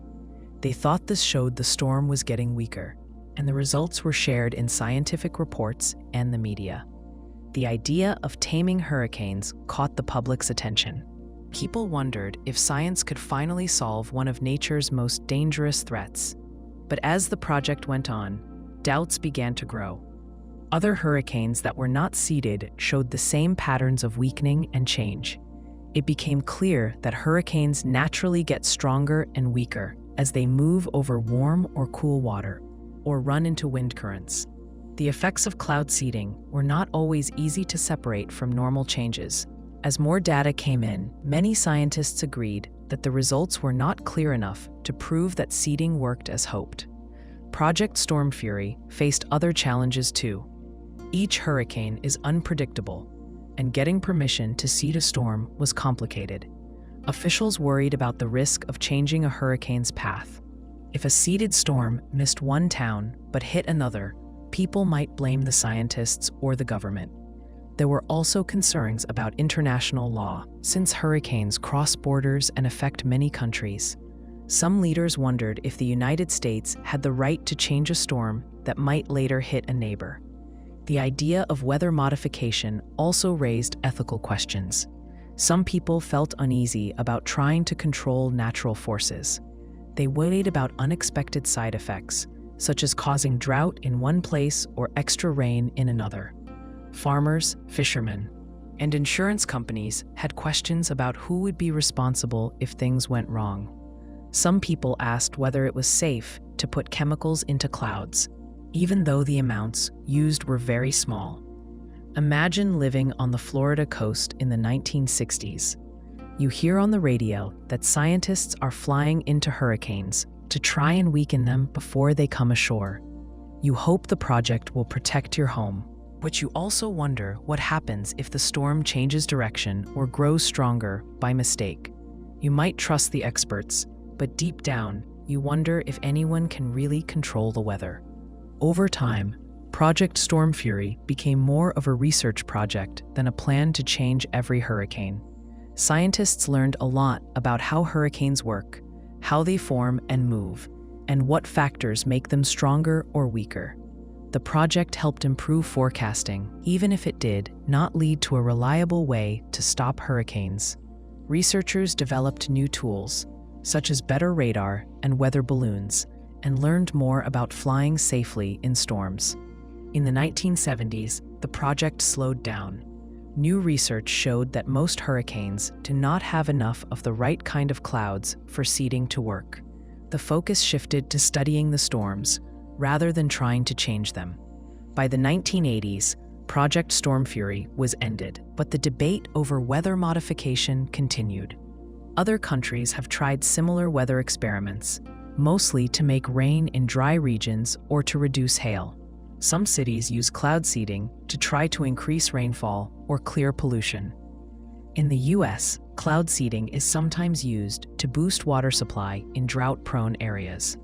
But large-scale weather control, especially with hurricanes, remains out of reach. The legacy of Project Storm Fury is mixed. On one hand, it showed the limits of science when facing the power of nature.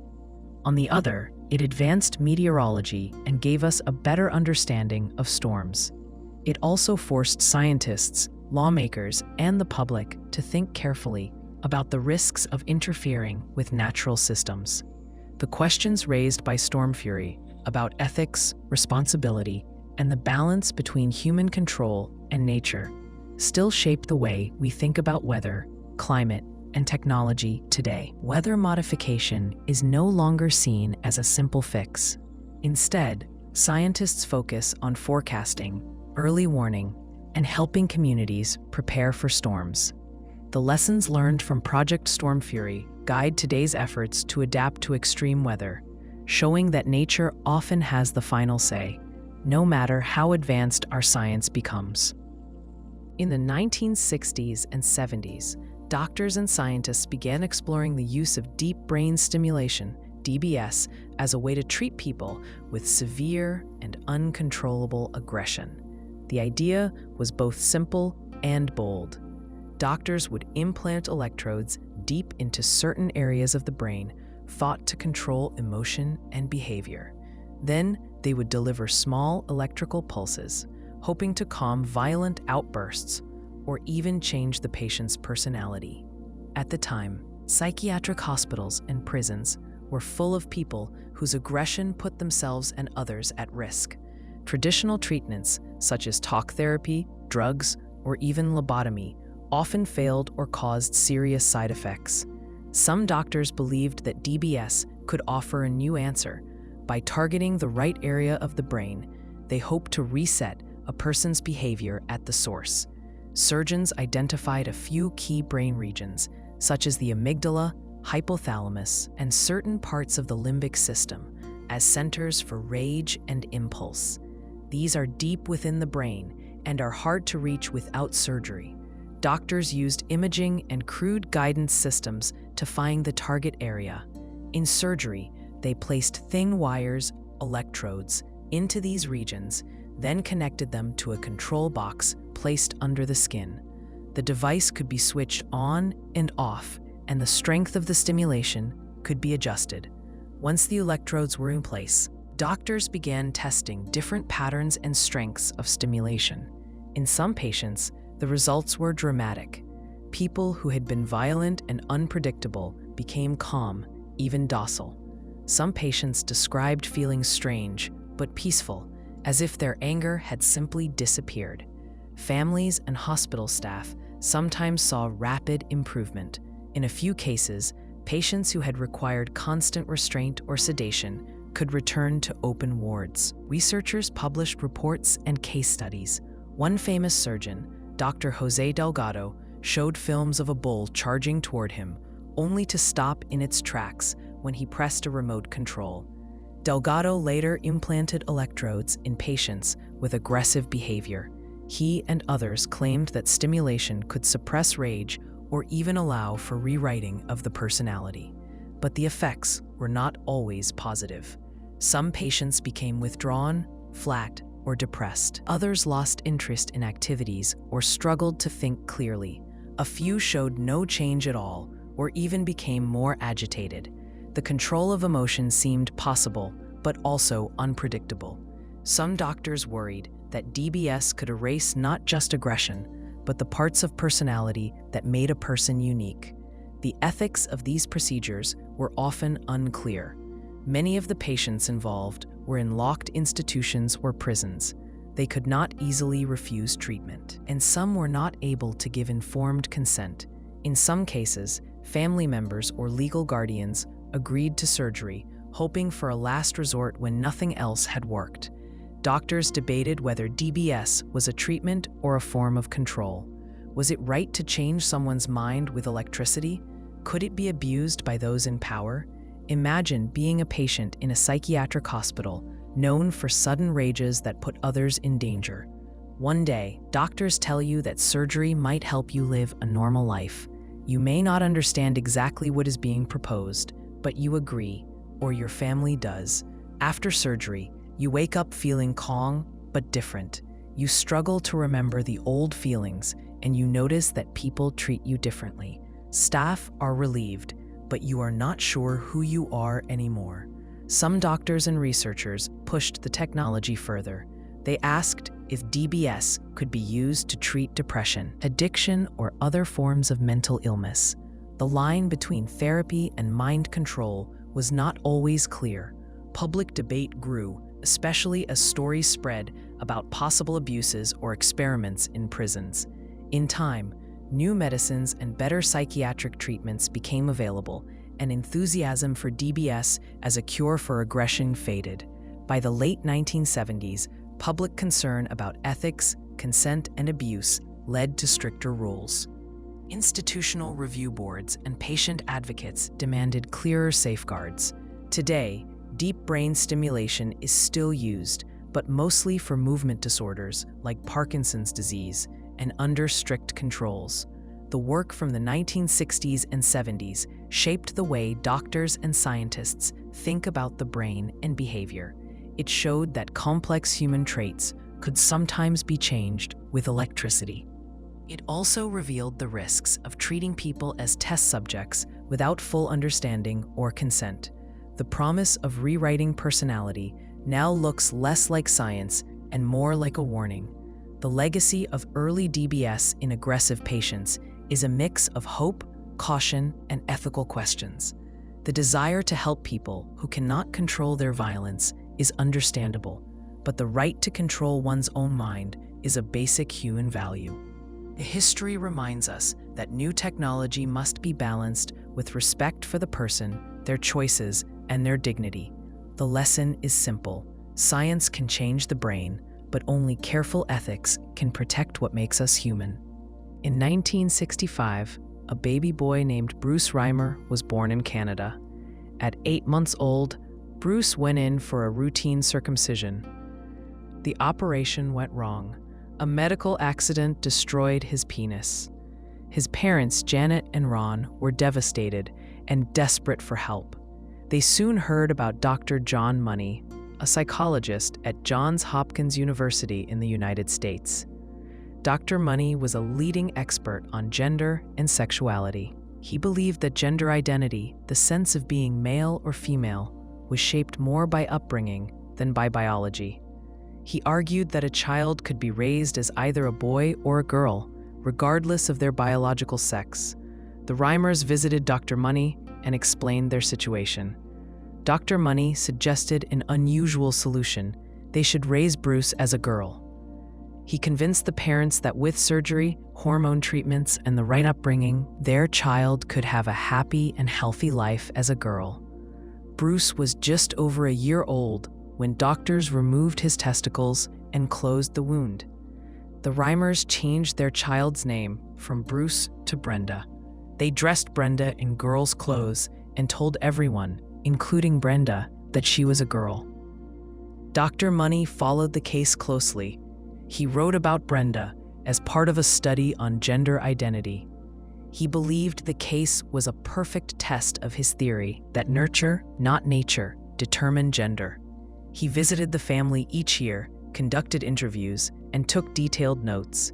In his reports and articles, Dr. Money described Brenda as a well-adjusted, happy girl, living proof that his ideas worked. Other doctors and psychologists accepted his claims and used them to guide treatment for children born with ambiguous genitals or intersex traits. The truth was much more painful. From the start, Brenda struggled. She did not feel or act like a typical girl. She refused to play with dolls and preferred toy trucks and rough play. She hated wearing dresses and complained about going to school. Other children noticed that Brenda was different. She was teased and bullied. At home, Brenda clashed with her parents, who tried to follow Dr. Money's advice about raising her as a girl. Dr. Money's methods were often harsh and invasive. During his visits, he asked Brenda and her twin brother, Brian, to act out intimate situations and answer questions about their bodies. He told the parents not to let Brenda know she had been born a boy. He insisted that the experiment was working and that Brenda would grow into a normal, healthy woman if they followed his plan. The Reimers tried to trust the expert, but they saw their child becoming more withdrawn, angry, and depressed. As Brenda grew older, her distress became more severe. She felt out of place, even in her own skin. Teachers and classmates did not understand her behavior. She became isolated and stopped participating in class. Puberty brought more problems. Hormones prescribed by doctors, caused changes that felt wrong and uncomfortable. Brenda refused breast implants and other procedures meant to complete her transformation. She became suicidal and asked to die rather than keep living as a girl. When Brenda was a teenager, her parents finally told her the truth. She learned that she had been born male and that her life as Brenda had been the result of an experiment. The news brought relief. Brenda decided to live as a boy again, choosing the name David. He stopped hormone treatment, cut his hair, and wore boys' clothes. Doctors performed surgery to give him a more typical male appearance. David began to feel better. He found new confidence, finished school, and even got married. But the years of confusion and pain left scars. David Reimer's case became famous as the John Joan case. For years, Dr. Money's reports were cited as proof that gender was shaped by upbringing. The truth did not come out until the late 1990s, when David spoke to a journalist, John Colapinto, who told his real story in a book and magazine articles. The truth shocked the medical community. The idea that gender identity could be assigned at birth by changing a child's upbringing was shown to be false and deeply harmful. The case raised hard questions about medical ethics, consent, and the limits of expert advice. Dr. Money had not told the full truth in his reports. He did not share the family's struggles or Brenda's distress. He pressured the family to stick with the plan, even when it was clear it was not working. The parents, desperate for help and trusting of authority, followed his advice without fully understanding the risks. David's twin brother, Brian, also suffered. He felt confused by Dr. Money's questions and by his own feelings of guilt and sadness. He later developed mental health problems and died by suicide. David himself struggled with depression and trauma for years. He spoke out to warn others about the dangers of forcing children into roles that do not fit them. He took his own life in 2004. Imagine being a child who is always told to act and dress in a way that feels wrong. The adults in your life insist that you are a girl, but inside you know something is different. Every visit to the doctor is confusing and uncomfortable. You try to be what everyone expects, but it never works. As you grow, the feeling of being trapped grows with you. When you finally learn the truth, you feel relief, but also anger at all the lost years. David Reimer case changed how doctors approach children with gender or sexual development differences.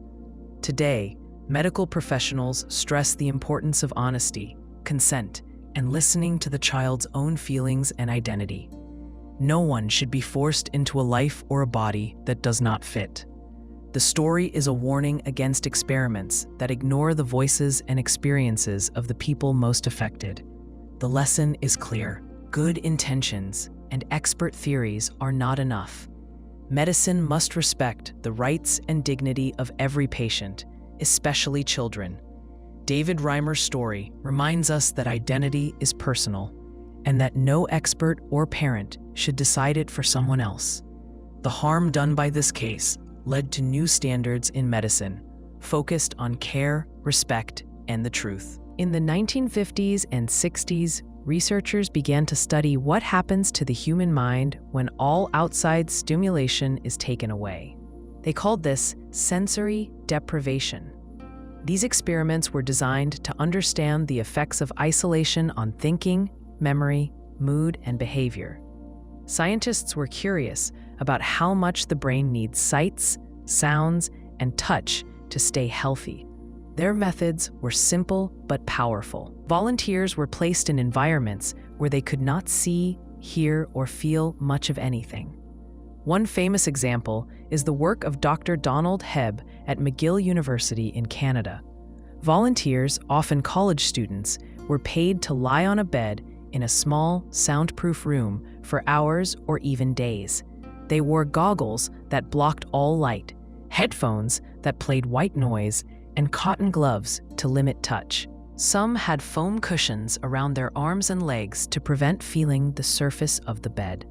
The air in the room was kept at a comfortable temperature, so they did not notice heat or cold. Meals were brought at regular times, and the volunteers could leave to use the bathroom, but otherwise, they were cut off from the world. At first, many volunteers thought the study would be boring or even restful.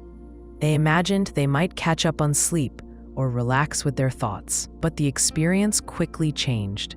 With no sights, sounds, or physical sensations to anchor their minds, many participants began to feel confused and anxious. Time seemed to slow down or speed up without warning. After only a few hours, some found it hard to concentrate or remember simple things. A few started to hear voices or music that was not there. Others saw flashes of light or imagined shapes moving in front of their eyes, even though they were in total darkness. As the hours passed, these hallucinations often grew stronger. Some people saw faces, animals, or whole scenes. Others reported a sense of floating outside their bodies or becoming disconnected from reality. Mood changes were common. Many participants became irritable, restless, or sad. Some had trouble sleeping or lost their sense of who they were. In some studies, people left the experiment early because the effects became too disturbing. Researchers noticed that the brain reacts strongly to the lack of stimulation. The mind tries to create its own input, filling the void with memories, images, or sounds. For some, this led to creativity or problem-solving, but for most, the experience was unsettling. After leaving the deprivation chamber, volunteers often felt shaky or emotional. They said the world seemed brighter and louder than before. Most recovered quickly, but some described lingering anxiety or trouble sleeping. Scientists learned that sensory input is not just a luxury, but a basic need. The brain depends on a steady stream of information to organize thoughts and emotions. Take away too much, and the mind struggles to keep a grip on reality. The studies also showed that isolation can make people more vulnerable to stress, confusion, and trauma. Some researchers tried different forms of deprivation in float tanks or isolation tanks. Volunteers lay in warm, salty water inside a soundproof, light-proof box. The water supported their bodies, removing the sense of gravity. This method, developed by John C. Lilly, created a feeling of being weightless and detached from the outside world. Some people found the float tank calming, but others had strong hallucinations or panic attacks. Military and space agencies paid close attention to these findings. They wanted to know how isolation would affect pilots, astronauts, or prisoners of war. The research influenced training and medical care for people who worked alone or in dangerous settings. It also led to new methods of interrogation and punishment in some prisons, where sensory deprivation was used as a form of control. Imagine volunteering for a study, thinking you will just spend a day relaxing in a quiet room. At first, you are calm. After a few hours, you start to lose track of time. You try to remember a song, but the notes mix up in your mind.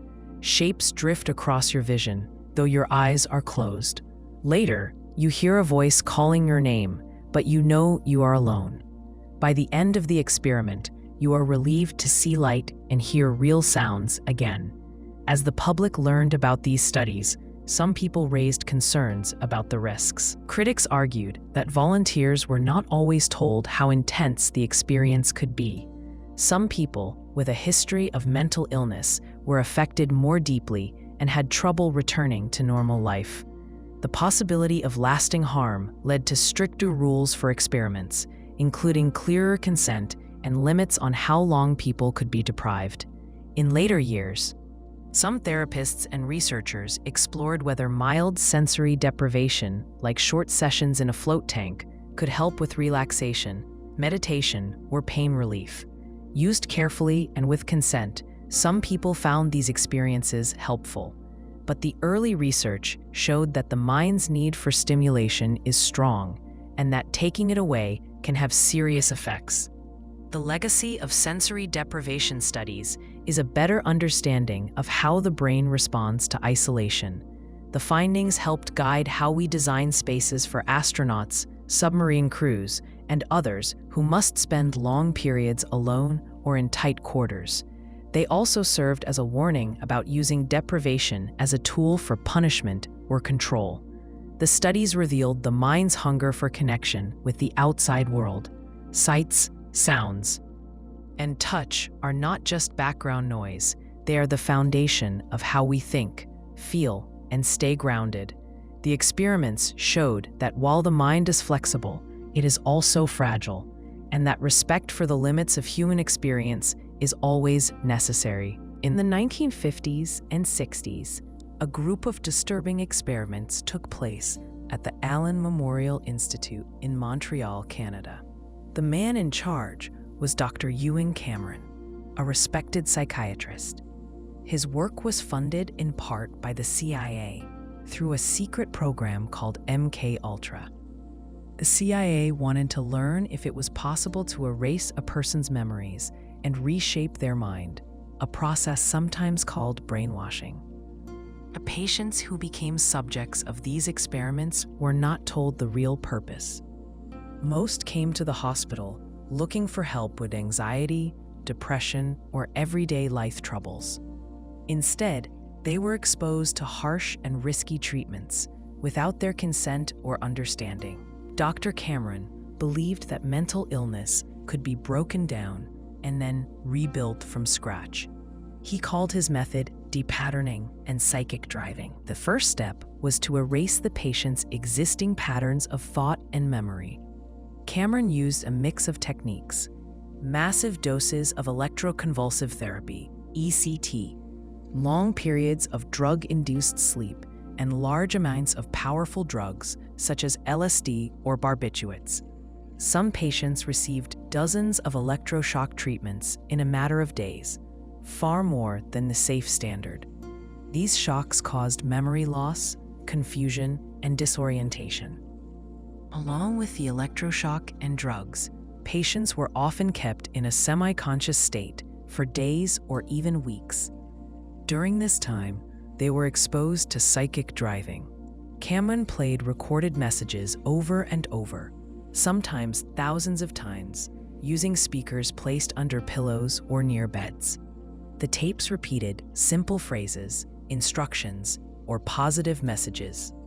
The goal was to reprogram the mind, forcing new thoughts and behaviors to replace old ones. Many of the people subjected to these treatments did not know what was happening to them. They had come to Allen Memorial Institute for treatment of minor mental health issues. Instead, they woke up unable to remember their families, their childhoods, or even basic skills like reading or using a fork. Some patients forgot how to walk or talk and had to relearn simple tasks from scratch. Others lost memories of years or whole periods of their lives. Many described the experience as terrifying and deeply confusing. The drugs used in these experiments had strong effects. LSD and other hallucinogens caused vivid dreams, anxiety, and sometimes lasting trauma. Heavy tranquilizers left patients unable to move or speak. The combination of drugs and electroshock made it almost impossible for anyone to resist or even understand what was being done. Family members who visited their loved ones sometimes found them unrecognizable, confused, childlike, or unable to communicate. Cameron took careful notes and published scientific papers on his work, but he did not tell his patients or their families about the true risks. He believed that his techniques could help cure schizophrenia and other serious mental illnesses. He claimed that wiping out the bad patterns in a person's mind would allow new, healthy patterns to form. The CIA, meanwhile, hoped that these methods could be used for interrogation, control, or even as a weapon in the Cold War. Imagine going to a hospital because you feel anxious or sad. You trust your doctor, and your family expects you will be cared for. Instead, you are given strong drugs, shocked again and again with electricity, and made to listen to the same message thousands of times. You lose touch with your past and wake up unable to remember your own name. When your family visits, you do not recognize them. Even when the treatment ends, you struggle for years to recover. Some patients tried to speak out or ask for help, but few people believed them. Cameron was a respected doctor, and most assumed that any confusion or distress was part of their illness. In reality, many of the symptoms were caused by the treatments themselves. The hospital staff followed orders and often did not know the full story. The secrecy around the funding and purpose of the research made it hard for anyone to understand what was really going on. As the years went by, some survivors of the experiments began to speak publicly. Journalists and investigators uncovered the CIA's role in funding the work. Families demanded answers, and lawsuits were filed against the hospital, the Canadian government, and the CIA. Investigations found that the experiments had left lasting damage, broken families, lost memories, and lives changed forever. The story of brainwashing experiments at Allen Memorial Institute changed how doctors and researchers think about ethics in medicine. The need for informed consent, the requirement that patients know what is being done to them and agree to it freely, became a central rule in medical research. Today, strict regulations protect patients from risky or experimental treatments, especially in psychiatry. The case also showed how easily trust can be broken when doctors and scientists put ambition, funding, or outside interests above the needs of patients. Many of the people who suffered in these experiments were never fully compensated or healed. Some found ways to rebuild their lives, but others struggled for decades with memory loss, fear, or feelings of betrayal. The brainwashing experiments in Canada stand as a warning about the dangers of unchecked power in science and medicine. They show what can happen when curiosity and competition outweigh respect for human dignity. The voices of the survivors and the public attention brought to their suffering led to new standards and protections for patients everywhere. The story is a reminder that science and medicine must always put people first. The mind is complex and vulnerable. Treatments meant to heal should never become tools for control or harm.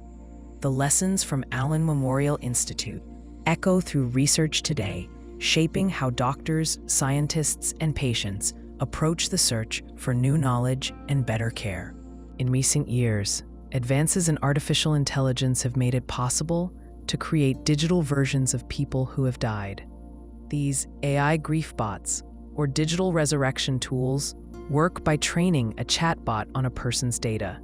Old texts, emails, voice messages, videos, and social media posts. The result is a digital entity that can mimic the speech and personality of the deceased, sometimes to a striking degree. People can text or even have voice conversations with these bots, receiving answers that sound like their lost loved one. Companies and hobbyists have built chatbots for this purpose, using everything from standard messaging apps to custom-built platforms. In some cases, a grieving friend or family member uploads a set of digital records, messages, photos, and memories to an AI system. The AI then learns the patterns, favorite phrases, and writing style of the deceased. The more data the system has, the more convincing the digital personality becomes. Some services even offer to generate digital voices based on old recordings, making the experience more immersive.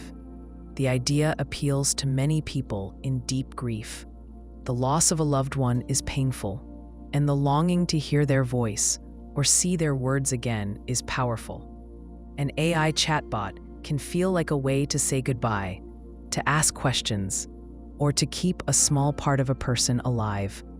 In some cases, people find comfort in sending messages to an AI modeled on a parent, child, or spouse, and receiving familiar replies.